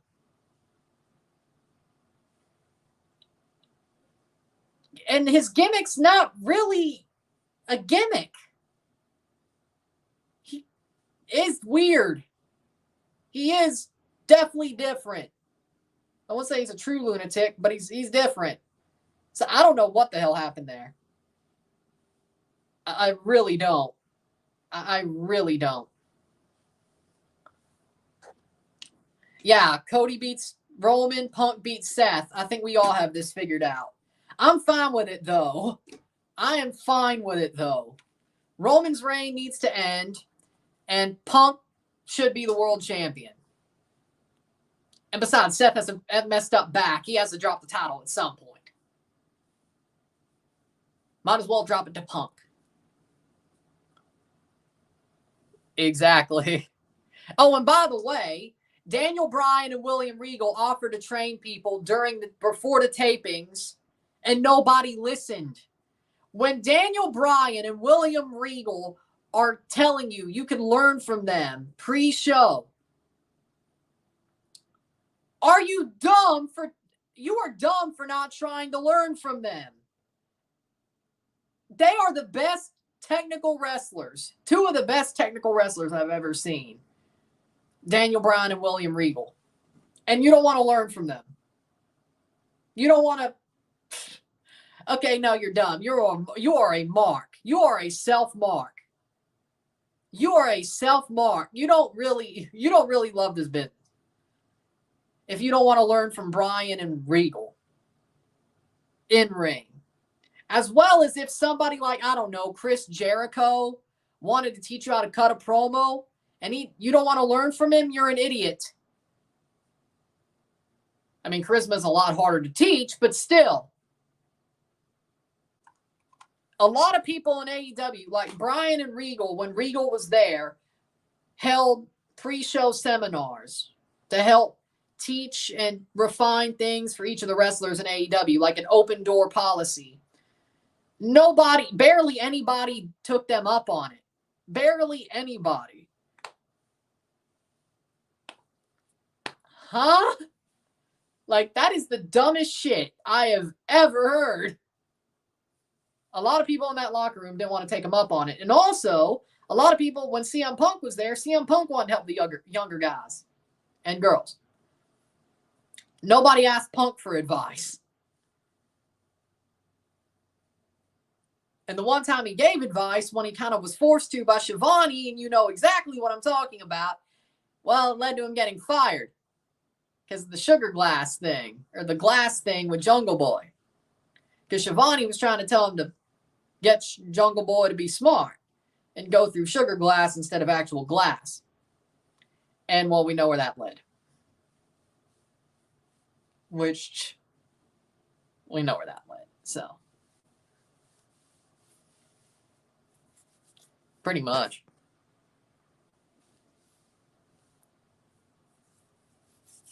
So basically, anybody in AEW doesn't want to listen to the people who have drawn so much more than them. Because William Regal has drawn so much more than any of those wrestlers in that company.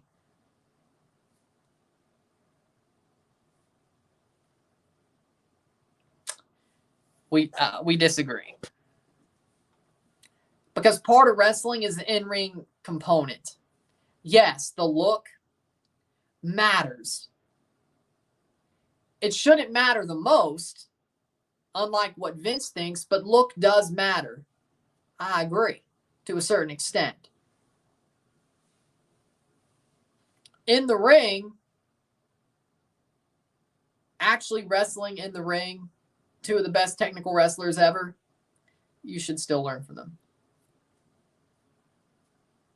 Promos matter too. Everything matters. You can't be great at one thing and be shit at the other two.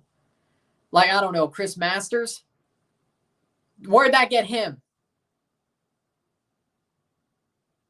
Chris Masters had an amazing look. Where did that get him? Because he couldn't cut a damn promo and he wasn't good in the ring. Where'd it get him? Exactly. Everything matters. I think the in-ring matters the most. Then promo, then the look. Because you have to sell people. I think look matters the least.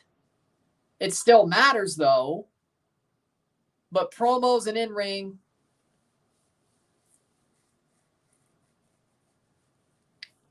honestly, yes. And we're off in the second half. That's what I'm saying. Part of the in-ring matters. Then promo matters. Which star power and charisma fall into that. And storytelling. Then look. But also in the ring tells a story. So you have to be able to tell a good story through the promo and the in-ring action. Horrible matches don't help. 46 minute. In-ring. For me, in-ring is slightly first because I don't care. Like, you could cut a good promo to sell a match. You could cut a series of good promos to sell a match. But in the ring, if the match sucks, people feel jaded. They feel like they got hosed. If the match sucks, or most of the matches on the show sucks. You could sell the show with good promos. Great. You have to at least have a passable match that leads from the hype. You have to sell, like, you sell the hype, people buy the pay-per-view, they're expecting at least an okay match. That's why I lean towards in-ring. Because, yes, the promo matters. Of course it does. But if you're going to build that hype and you're good enough in a promo to tell the story there, people want the story to finish in a satisfactory way or have points or break points, because you could have multiple matches in a story, normally 3 or 4. You want those break points to either keep up the hype or close it in a nice bow.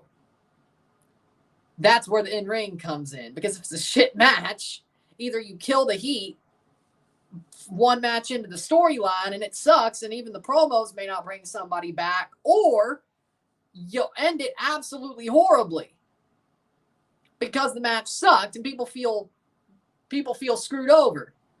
That's the point. I think that's a penalty right there. Penalty for América. I think that's absolutely correct.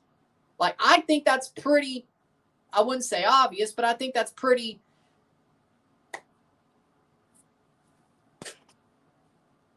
I agree with that. Penalty for América. Quiñones gets fouled. Quiñones got fouled. It's a penalty for América. I agree. I don't like 450s all the time. I don't like topes all the time. I never said that was my thing. Brian doesn't do that all the time. Regal sure as hell didn't. Punk doesn't. Even back in Ring of Honor when he was younger, I didn't think he was just throwing high spots out there. The Young Bucks are the guys you're talking about. I don't like them either. I think they suck. They throw high spots like candy. They go into VAR. We agree. I don't like the Young Bucks. Throwing high spots is not good ring work.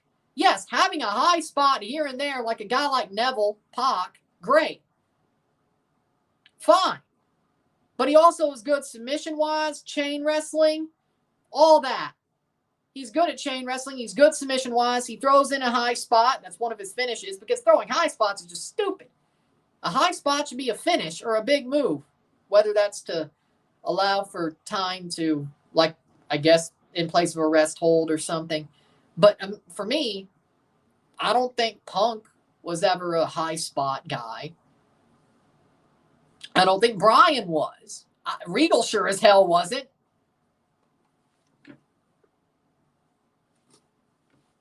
But Neville isn't. He knows how to put it together. Even some of the cruiserweights. I think TJP was pretty good at chain wrestling and all that. Point being is, I don't like high spots being spanned either. It is a penalty. Henry Martin will take it. There we go. Oh, I agree. But they also devalued the bang for your buck. They also, the Meltzer driver, which at least is their finisher. But, I mean, the high spots is just, no. That doesn't tell the story. To me, a spot fest doesn't tell a story either. Like, if you have a spot fest, that does not tell a story as much as a match that's a squash, or one guy's a good wrestler but gets carried down by this bad wrestler who's not that good. And he tries to carry, but the carry job wasn't good enough. Same thing to me. 50th minute. Henry Martin takes the shot. Goal. There it is. Goal. Henry Martin. 1-0 América. Henry Martin, goal.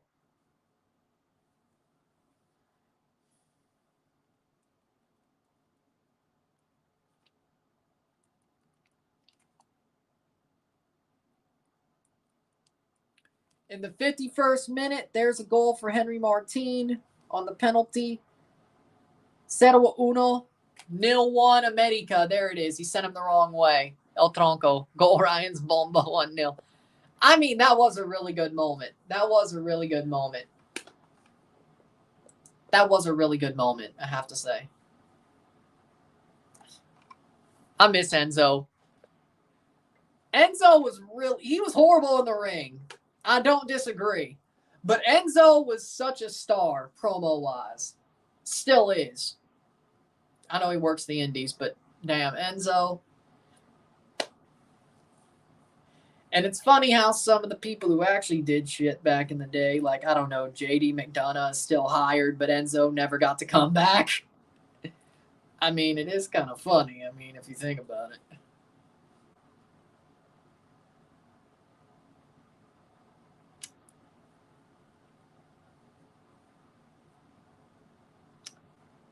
Have a Bundesliga team would be Stuttgart. That ain't bad. I like Bayern. Well, Bayern and Bayer Leverkusen.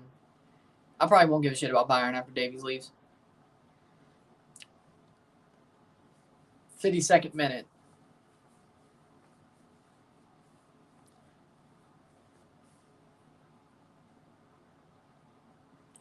Point being is Enzo Amore was a damn star. Still is.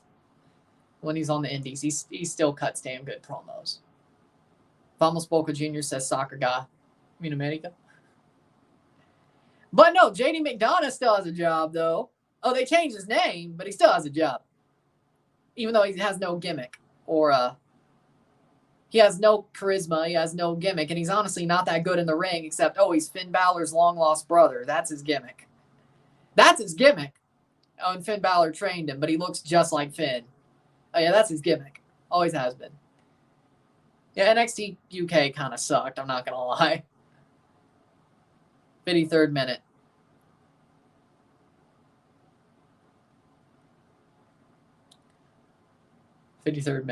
But Noam Dar, he's definitely a very talented dude. Charisma-wise. Noam Dar is freaking charismatic as hell. He always was. Nobody remembers the Alicia Fox storyline?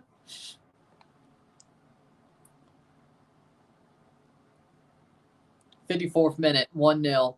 I used to like Carmelo Hayes, but he got boring over time. Trick Williams is the real star, and he should have been the real one to hold the title. I agree. Trick, dude's over. Dude's over with the crowd. And he definitely brings that energy for sure. Yeah, I agree. I think Trick is the better one. Carmelo, to me, was honestly just, I mean, you could say Swerve ripped him off, but Carmelo just seems like a worse version of Swerve that's a little bit better in the ring. Trick is the real star. But I think they're trying to get that one right. If you look what they're doing, I mean, they had Trick win the Iron Survivor, of course, and they're running this storyline to try to split them and have Trick go for the title. Wait, does that mean? Oh, no. Oh, no. That means Melo's going to screw him over at New Year's Evil. Yep. And they're going to run that at Mania and have, well, I don't know if it's going to be Dragunov, but somebody win the title at Mania, and then I guess it's going to be a heel that Trick is chasing because, of course, no foul. Exactly. Exactly. So, 55th minute.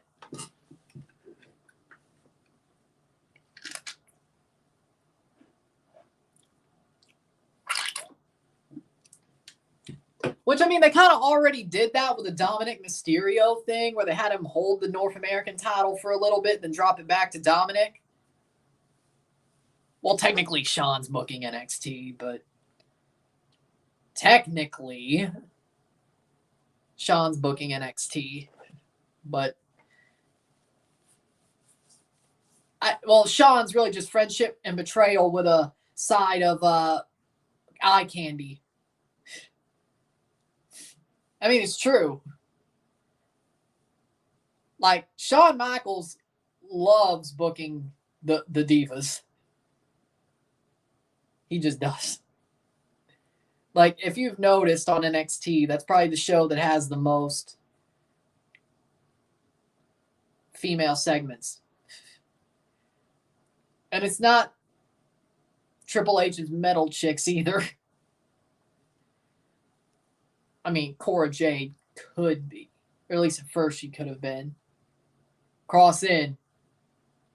Shot save. NXT 2.0 was nice. Modern NXT is eh. It's kind of like Impact Wrestling meets FCW, so to speak. Yeah, I'm a fan of Cora Jade. I agree. Nikita Lyons is awesome. I agree. The NXT women's division is amazing. Again, I have to say, it really is. It really is. It sucked for a while. It really did. But the NXT women's division is starting to hit its stride again. If there's anything NXT is really good at, maybe thanks to HBK, is the women's division is awesome. Cora Jade, Nikita Lyons, Roxanne Perez. Gigi Dolan hasn't done much. That sucks. Lyra Valkyria. She's pretty good.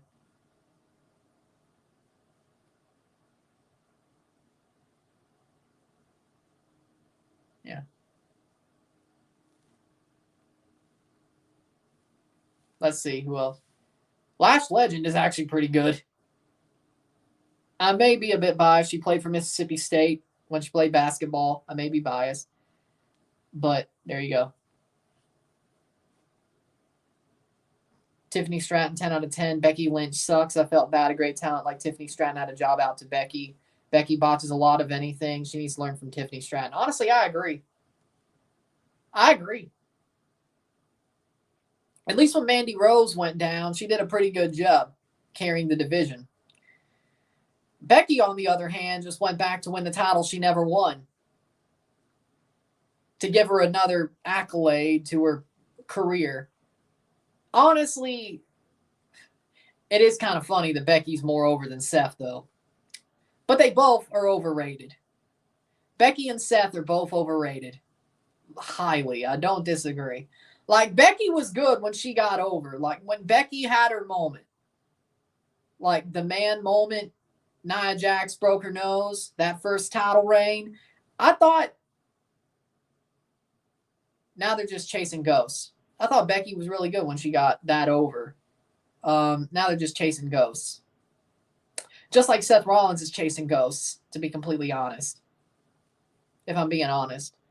Like, Seth Rollins is chasing ghosts from like 2015, 2016. Because that was the hottest he was. Hell, even the Kingslayer era. Then he went off and went crazy and started talking shit on Twitter and all that shit and tried to be the freaking locker room leader and all that and went completely moralistic and he ruined himself and then turned it into a character and then he ruined himself. And then now he's tried to pull back from it and just do the crazy wardrobe stuff and all that. And nah. He should have just stuck with what he was doing. I'm not saying the authority thing would have always been a thing, but even as a face, back in 2016 after he came back from his injury, he still had... I think Steph poisoned the well for himself. I'm not going to lie. Like, yeah, he's a workhorse, but he poisoned the well. Becky sort of did the same for her. So, well, I think they're both very overrated right now. That's just my opinion. Maybe I've grown up a bit. I don't know.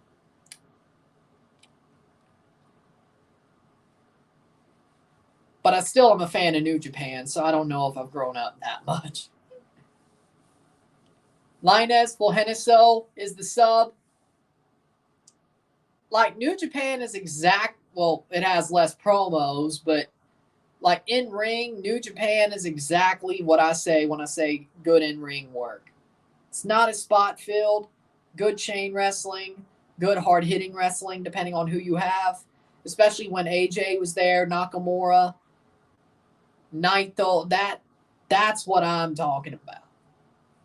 When I say good in ring work, New Japan does some pretty good examples, I think. But that's what I mean.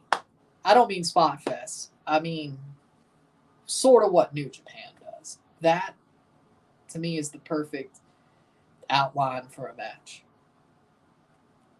Hard hitting, good chain wrestling, good test of strength, good punches, good sequences, a couple of high spots here and there, but that's what I'm talking about. Or All Japan back in the day, like Misawa, Kobashi. Vamos Tigres, and I'm a Toluca fan, by the way. Oh, well, there you go. I don't think you ever said. I know you're Dallas, but I didn't think you ever said your Liga MX team. Well, there you go.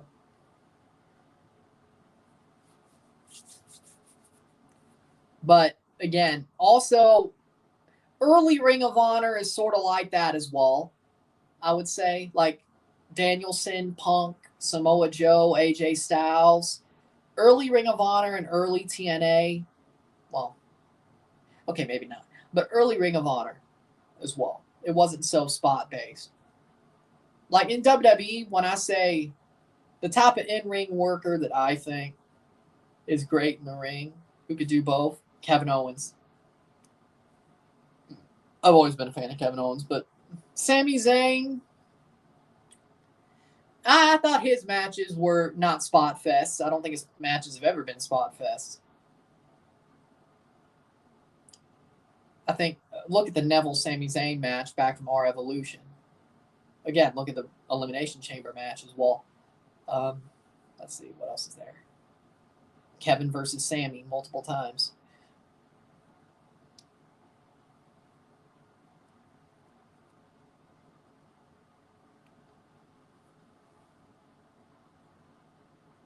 Interesting. Okay. Boca, Toluca, and Dallas. 64th minute or 63rd minute. Still 1-0 for América. They got the penalty and they're holding on. Still pushing forward a bit. They're starting to break down Tigres. Here comes Henry Martin. Henry Martin loses the ball.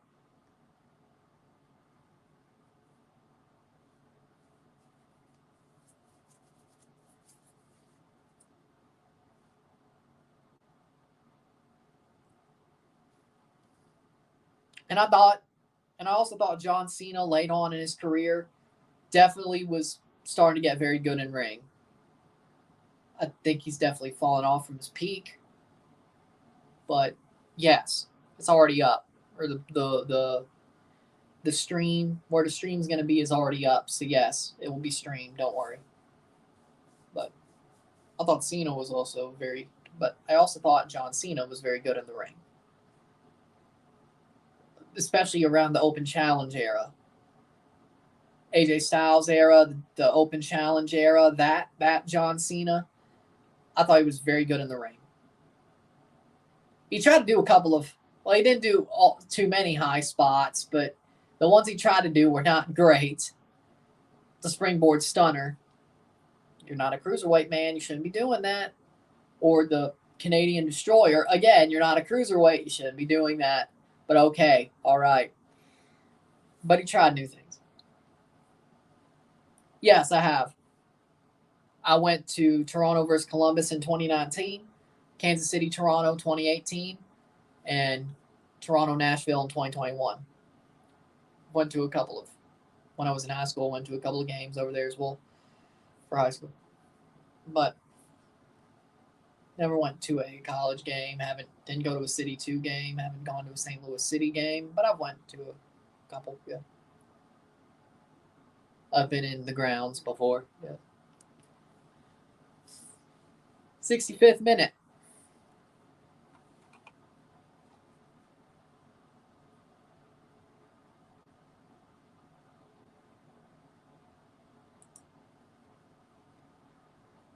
I would love to go more. 66 minutes. You think Leon has a chance tomorrow? Yes, I do. I think they'll get out of the group. Or the game. They should go forward.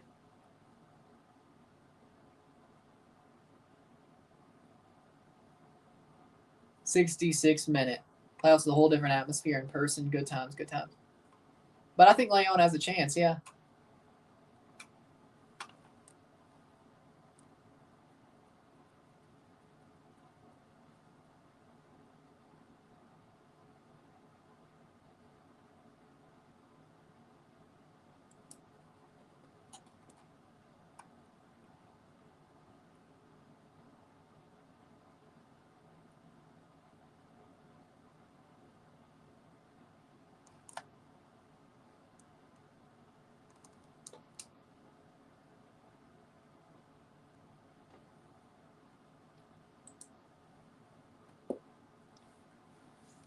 '67th minute. Still 1-0. 1-0 América. Will Tigres find a way? Is the question.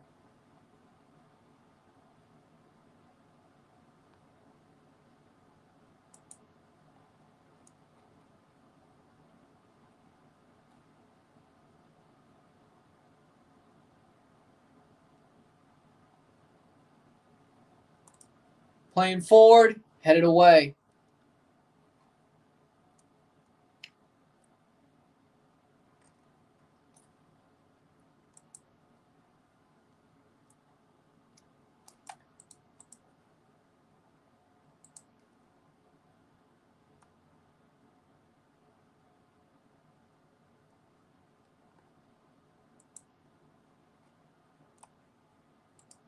Playing forward. Playoffs a whole different atmosphere in person. Good times, good times. That is true.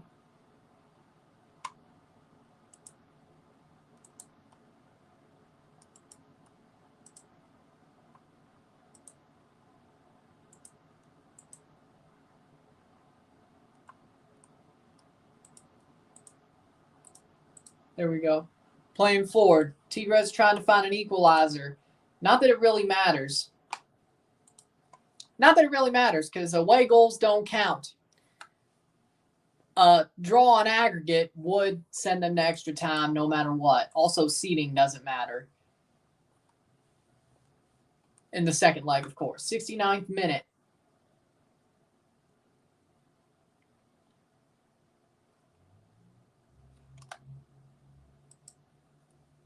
Free kick for América. Ay, ay, ay.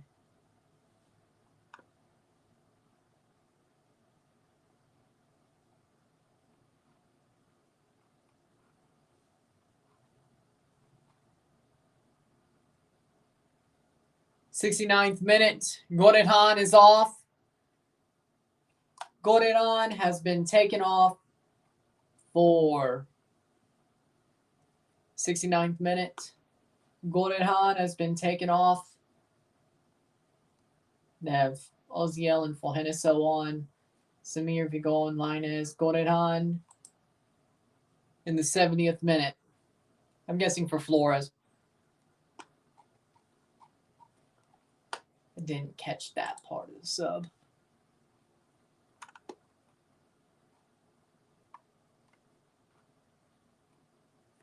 '70th minute. Ibanez, okay. Ibanez for Gorehan. Okay, another striker. Let's see how that turns. Interesting.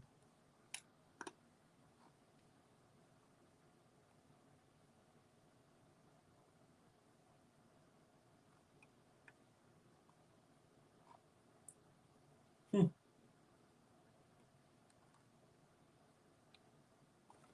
70th minute, 1-0. 1-0.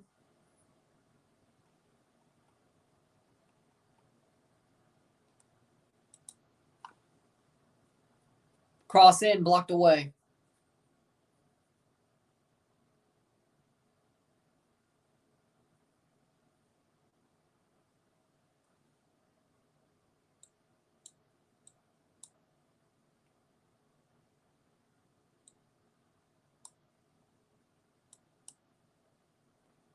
And Jesus is back.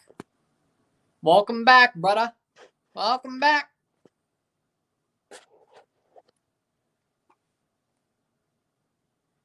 There we go. Was wondering where you were. I don't trust América until that whistle is blown. They've choked the last 5 Liguillas despite finishing first. And there's a goal right there. Speak of the devil, Oziel Herrera. It is 1-1. 1-1. There it is. There it is. Speak of the devil. Oziel Herrera goal. 1-1 in the 71st minute. Off the corner. Oh my God. How bad of timing is that? How bad of timing is that? Jeez. I'm not saying it'll be what decides it, but what a header by Oziel. Lord have mercy. What if Saprissa faces Tigres? Saprissa would lose. May not be that easy of a win for Tigres, but Cordova with a cross. Oziel, boom! Damn, he popped that straight past Malagon. What a goal, Oziel Herrera. Speak of the devil. That is actually an awesome call, by the way. That's going on the best of reel streams, I can tell you that much.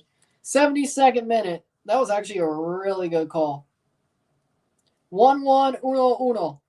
See if Tigres can hold it. What if América faces Saprissa and El Azteca? América would whip them. América would kick their ass. Haven't we gone over this before? Cabezazo. What a header. That was an amazing header. Speak of the devil. I mean, I still think Tano Ortiz is the reason why América choked. I mean, he just did it with Monterrey. I don't think Jardinez is bad of a manager. That was probably just a one-moment crazy situation where you just had to say they're going to choke, and they allowed one as soon as that was said. That's the funny part. I don't think they're going to choke in the end. I think América will get it done in the end.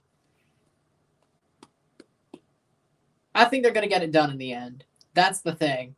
It's just funny that you said what you said as soon, and then Oziel scores the header. That's just hilarious. That makes that an amazing call. That's unique. That's unique. I agree, but I think Tano was the reason. I'm a lot more, what's the word, respectful of Jardine. I think Jardine is a better manager. I think it should be. I think in the end you'll get it done. I still think y'all are the favorite. A 1-1, that's easy to overturn in Azteca. América versus Miami, Messi, and El Azteca. Oh, boy. Well, I don't want to make a prediction for that because that could be the final. Like, I don't want to make a prediction for that until that happens. I don't know what form Miami will be in. I don't know what form América will be in. I have no idea. All I know is that's going to be a barn burner. That's all I know. I mean, América probably still slight favorites at this point. This affects the 2025 CONCACAF Champions, yes. These two teams are in the next CONCACAF Champions Cup. The winner could end up being in the round of 16 instead of the preliminary round if they win this tournament, depending on what happens in the clausura on the aggregate table. The higher ranked champion gets the round of 16 berth. That's how Pachuca got the round of 16 berth with the better results than Tigres. Because Tigres finished middle of the road and then won the clausura. That's why they are where they are. Now, of course, both of these teams could still be in the round of 16 if they win the League's Cup. Both teams are in the tournament for 25 and 24 and 25. But welcome back. Like Brock Lesnar made a shocking return. Thanks for the $5 super chat. Donald Ortiz suits the long season system. He can make his team stay consistent, but decisive games weren't for him. I agree. Oh, by the way, you remember what happened in the League's Cup? He choked there too. 75th minute. So he just chokes in big games. It's still end 2-1 for either side. I'd say it's more likely América. It ends 2-1 for América tonight. And then, of course, the second leg is the second leg. But we still got time. 15 minutes. Cross in, that'll be cleared. We still got time. Nahuel Guzman. Let's see if Tigres could score another. Oh, they could. Here's a chance. Cross in, blocked away. But again, I have a lot more faith in América under Jardinet. They made the final. Like, it seemed like at the first time of asking, Tano choked. Jardinet, the Leon tie looked a bit weird, or a little bit different. But the San Luis tie they got their shit rocked, San Luis. So, I mean, I trust Jardinet a lot more. I mean, yeah, América did lose to Nashville, but I don't think that was Jardinet's fault. They just couldn't beat the terrorist football of Gary Smith, and then Malagon stepped off his line, and well, that happened. I heard if you drink a Bloody Mary, that kills the hangover. That's what I've heard. I've never had a hangover of that magnitude where it was needed, but I've heard. Smoke a couple bowls for that hangover. A weed helps? Oh, well, I didn't know that. América has done 0 subs. Yeah, they haven't subbed anybody on. Nobody. I know, weird. They haven't subbed a person on, no. I'm back and I missed the Tigres goal. Good header. Very good header off the corner. Cordova with a banger of an amazing cross. Header by Oziel. Funnily enough, we had an América fan here saying, oh, they're probably about to choke. And then as soon as they said that, as I read that comment, Oziel scores. Beautiful header, though. Man, I love this. That call's going on the best of reel just because of how crazy that call was. What companions América, Tigres versus Prisa? América in the Champions Cup has, in the preliminary round, América has Real Esteli. Whoever wins that tie, probably América will face Chivas or Forge. Tigres has Vancouver Whitecaps in the preliminary round. The winner of that tie plays Orlando or Cavalry of Canada. Man, I'm getting Cavalier, and Cavalry mixed up because they're right next to each other. Just imagine if somehow the quarterfinal in that half of the bracket is Cavalier and Cavalry. Oh my God, how much of a shit show would that be?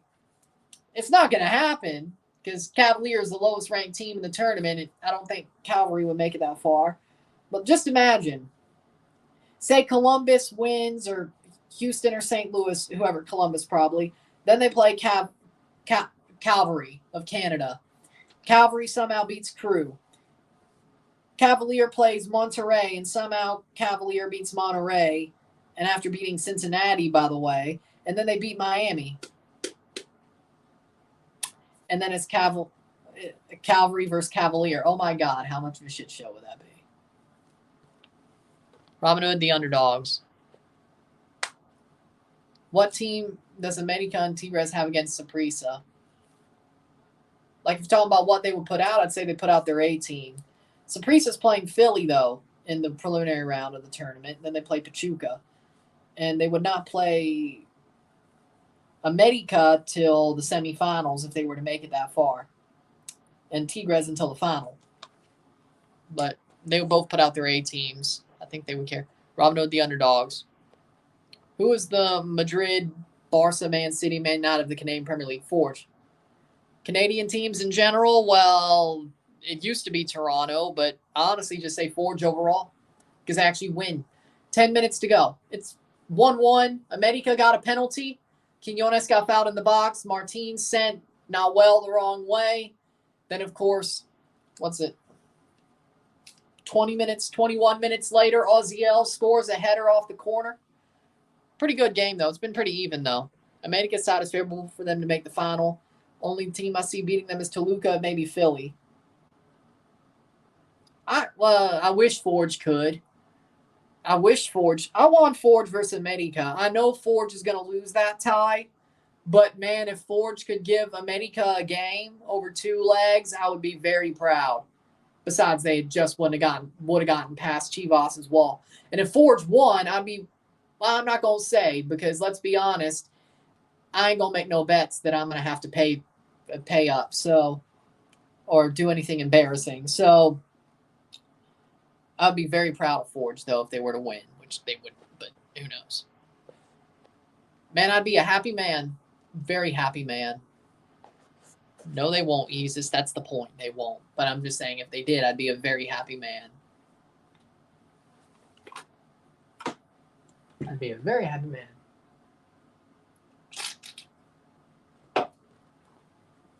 I think they will take advantage of that.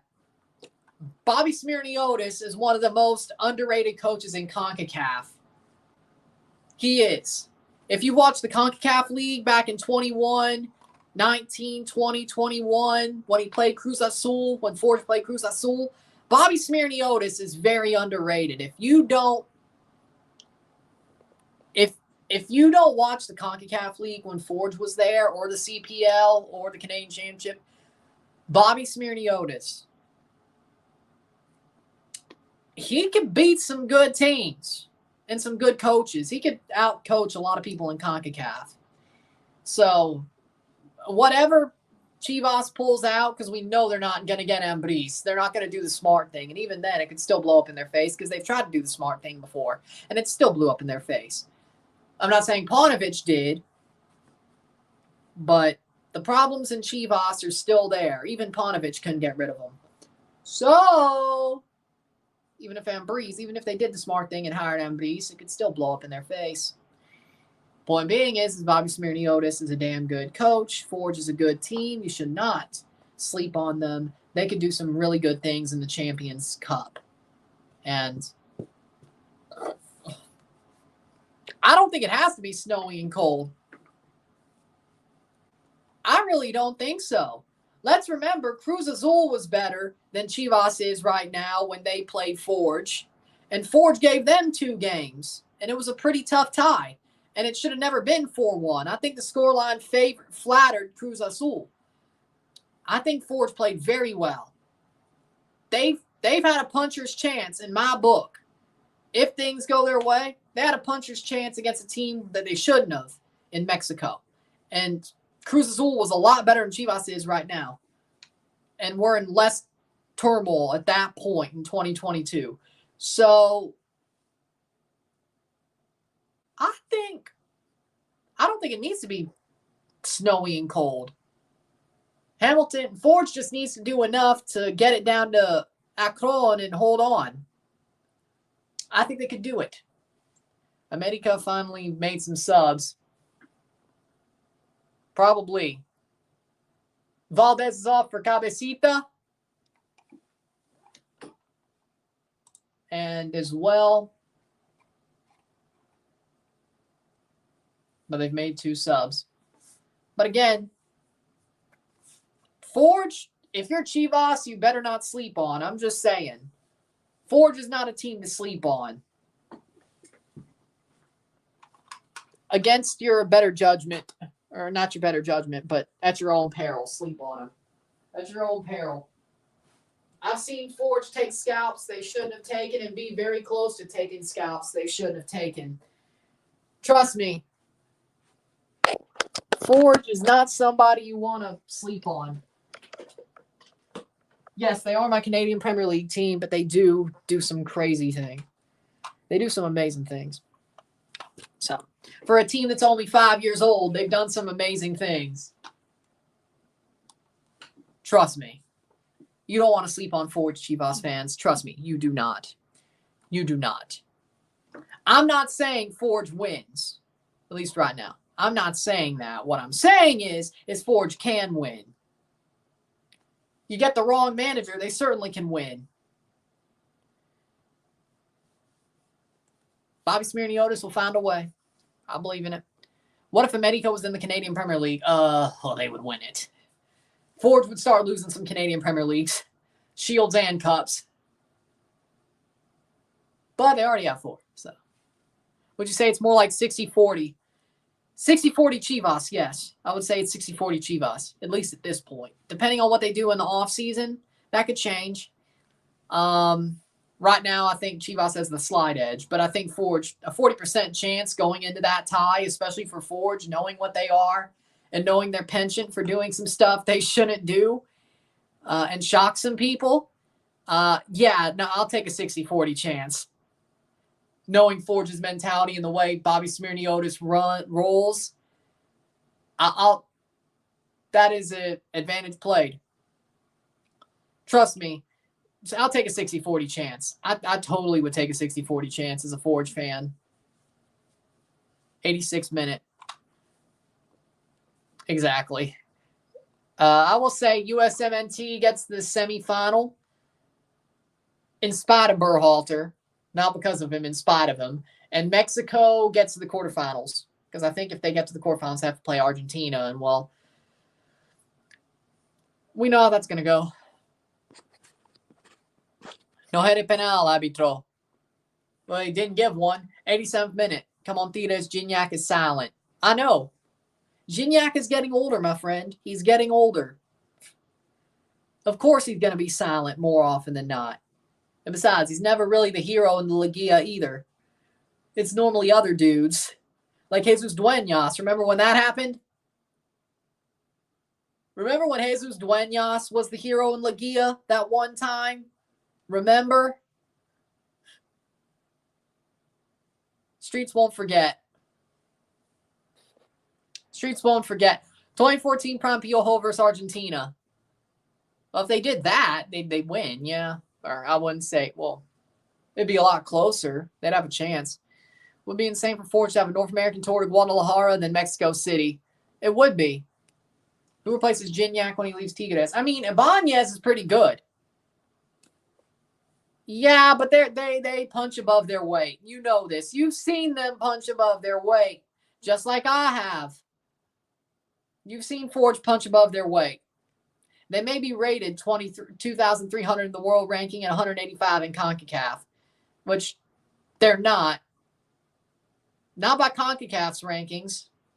You're looking at the ELO ratings. I think they're a bit higher. But again, they punch above their weight. Tigres already won Brunetta from Santos Laguna. Also, once again, Santos Laguna selling their best players. Yeah, nobody's shocked. I'm surprised they don't want Preciado. But since they don't, Toronto FC. You know what to do. You have an open DP spot. We need a striker. Preciado is one of the best strikers in Liga MX. I've been saying this for months since the League's Cup, but go get him.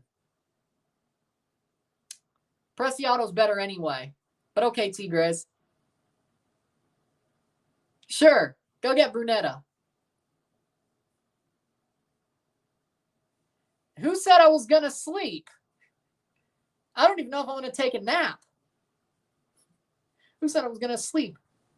I just said I'd be on here. Who said I was going to sleep? Exactly. They punch above their weight. You were looking at the ELO ranking. There we go. 89th minute. So I was going to go to sleep. 89th minute. Who said?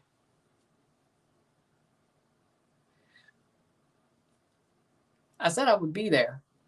America top 3 in all of America, North America and South America. Ooh, no. Top 7 maybe, but you still have River Plate, Boca Juniors, Flamengo.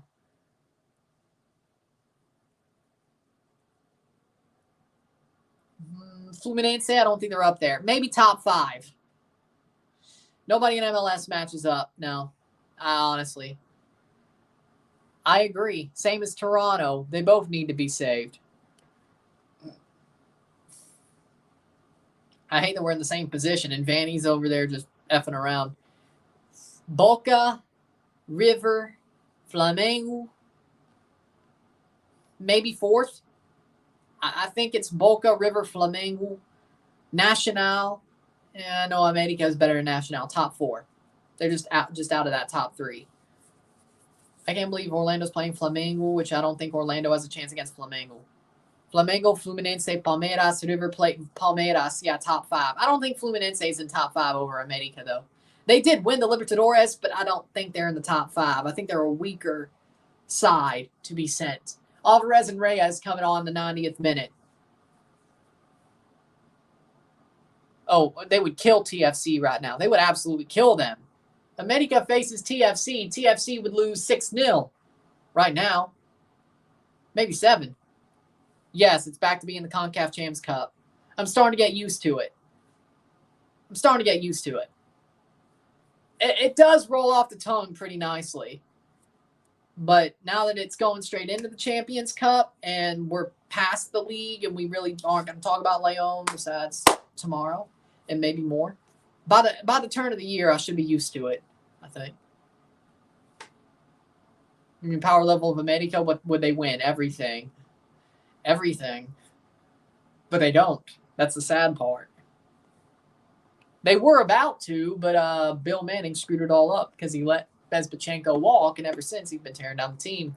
Whether he meant to or not, I don't care. He has 6 minutes of stoppage time. We're 5 away from full time. Boca to win the next Libertadores and Dallas to make it to Champions Cup. Well, at least you're being realistic with Dallas. Boca, on the other hand, I mean, they really did terrorize their way to get to the final, and they're not really in the best position. Like, I mean, Boca Juniors, you know, I mean, let's be honest. They're not doing too hot right now in the league or monetarily. Oh, yeah, they didn't, did they? Best South American team versus America, who wins?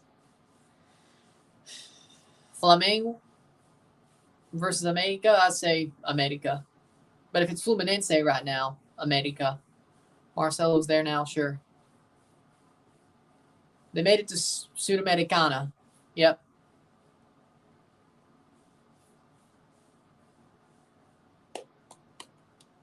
'93rd minute. Come on now.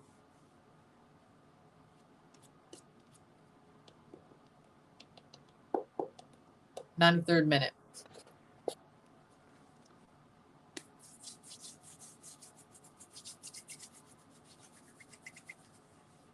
'93rd minute.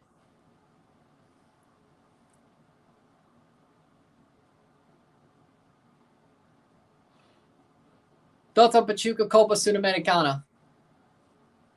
Was a good run. America beats Botafogo 2. Botafogo 16 points ahead and lost the Brazilian league. This is true.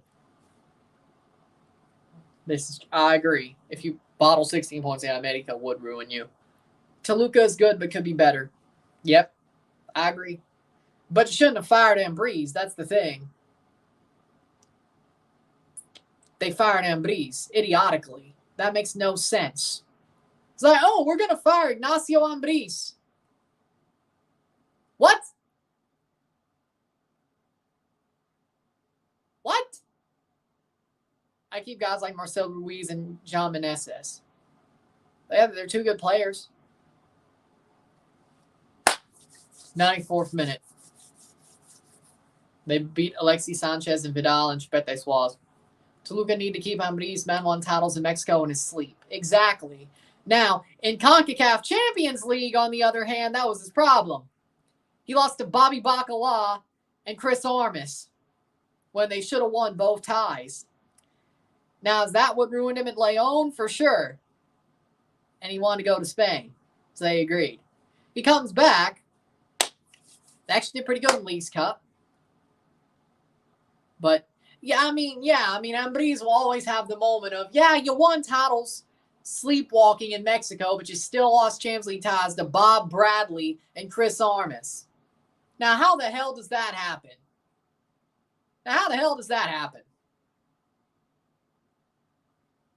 I mean, LAFC, when Bradley was there, I can understand. They didn't need his tactics. Diego Rossi was on fire and Vela was on fire. I understand that. Chris Armas, though, really? Okay. 95th minute.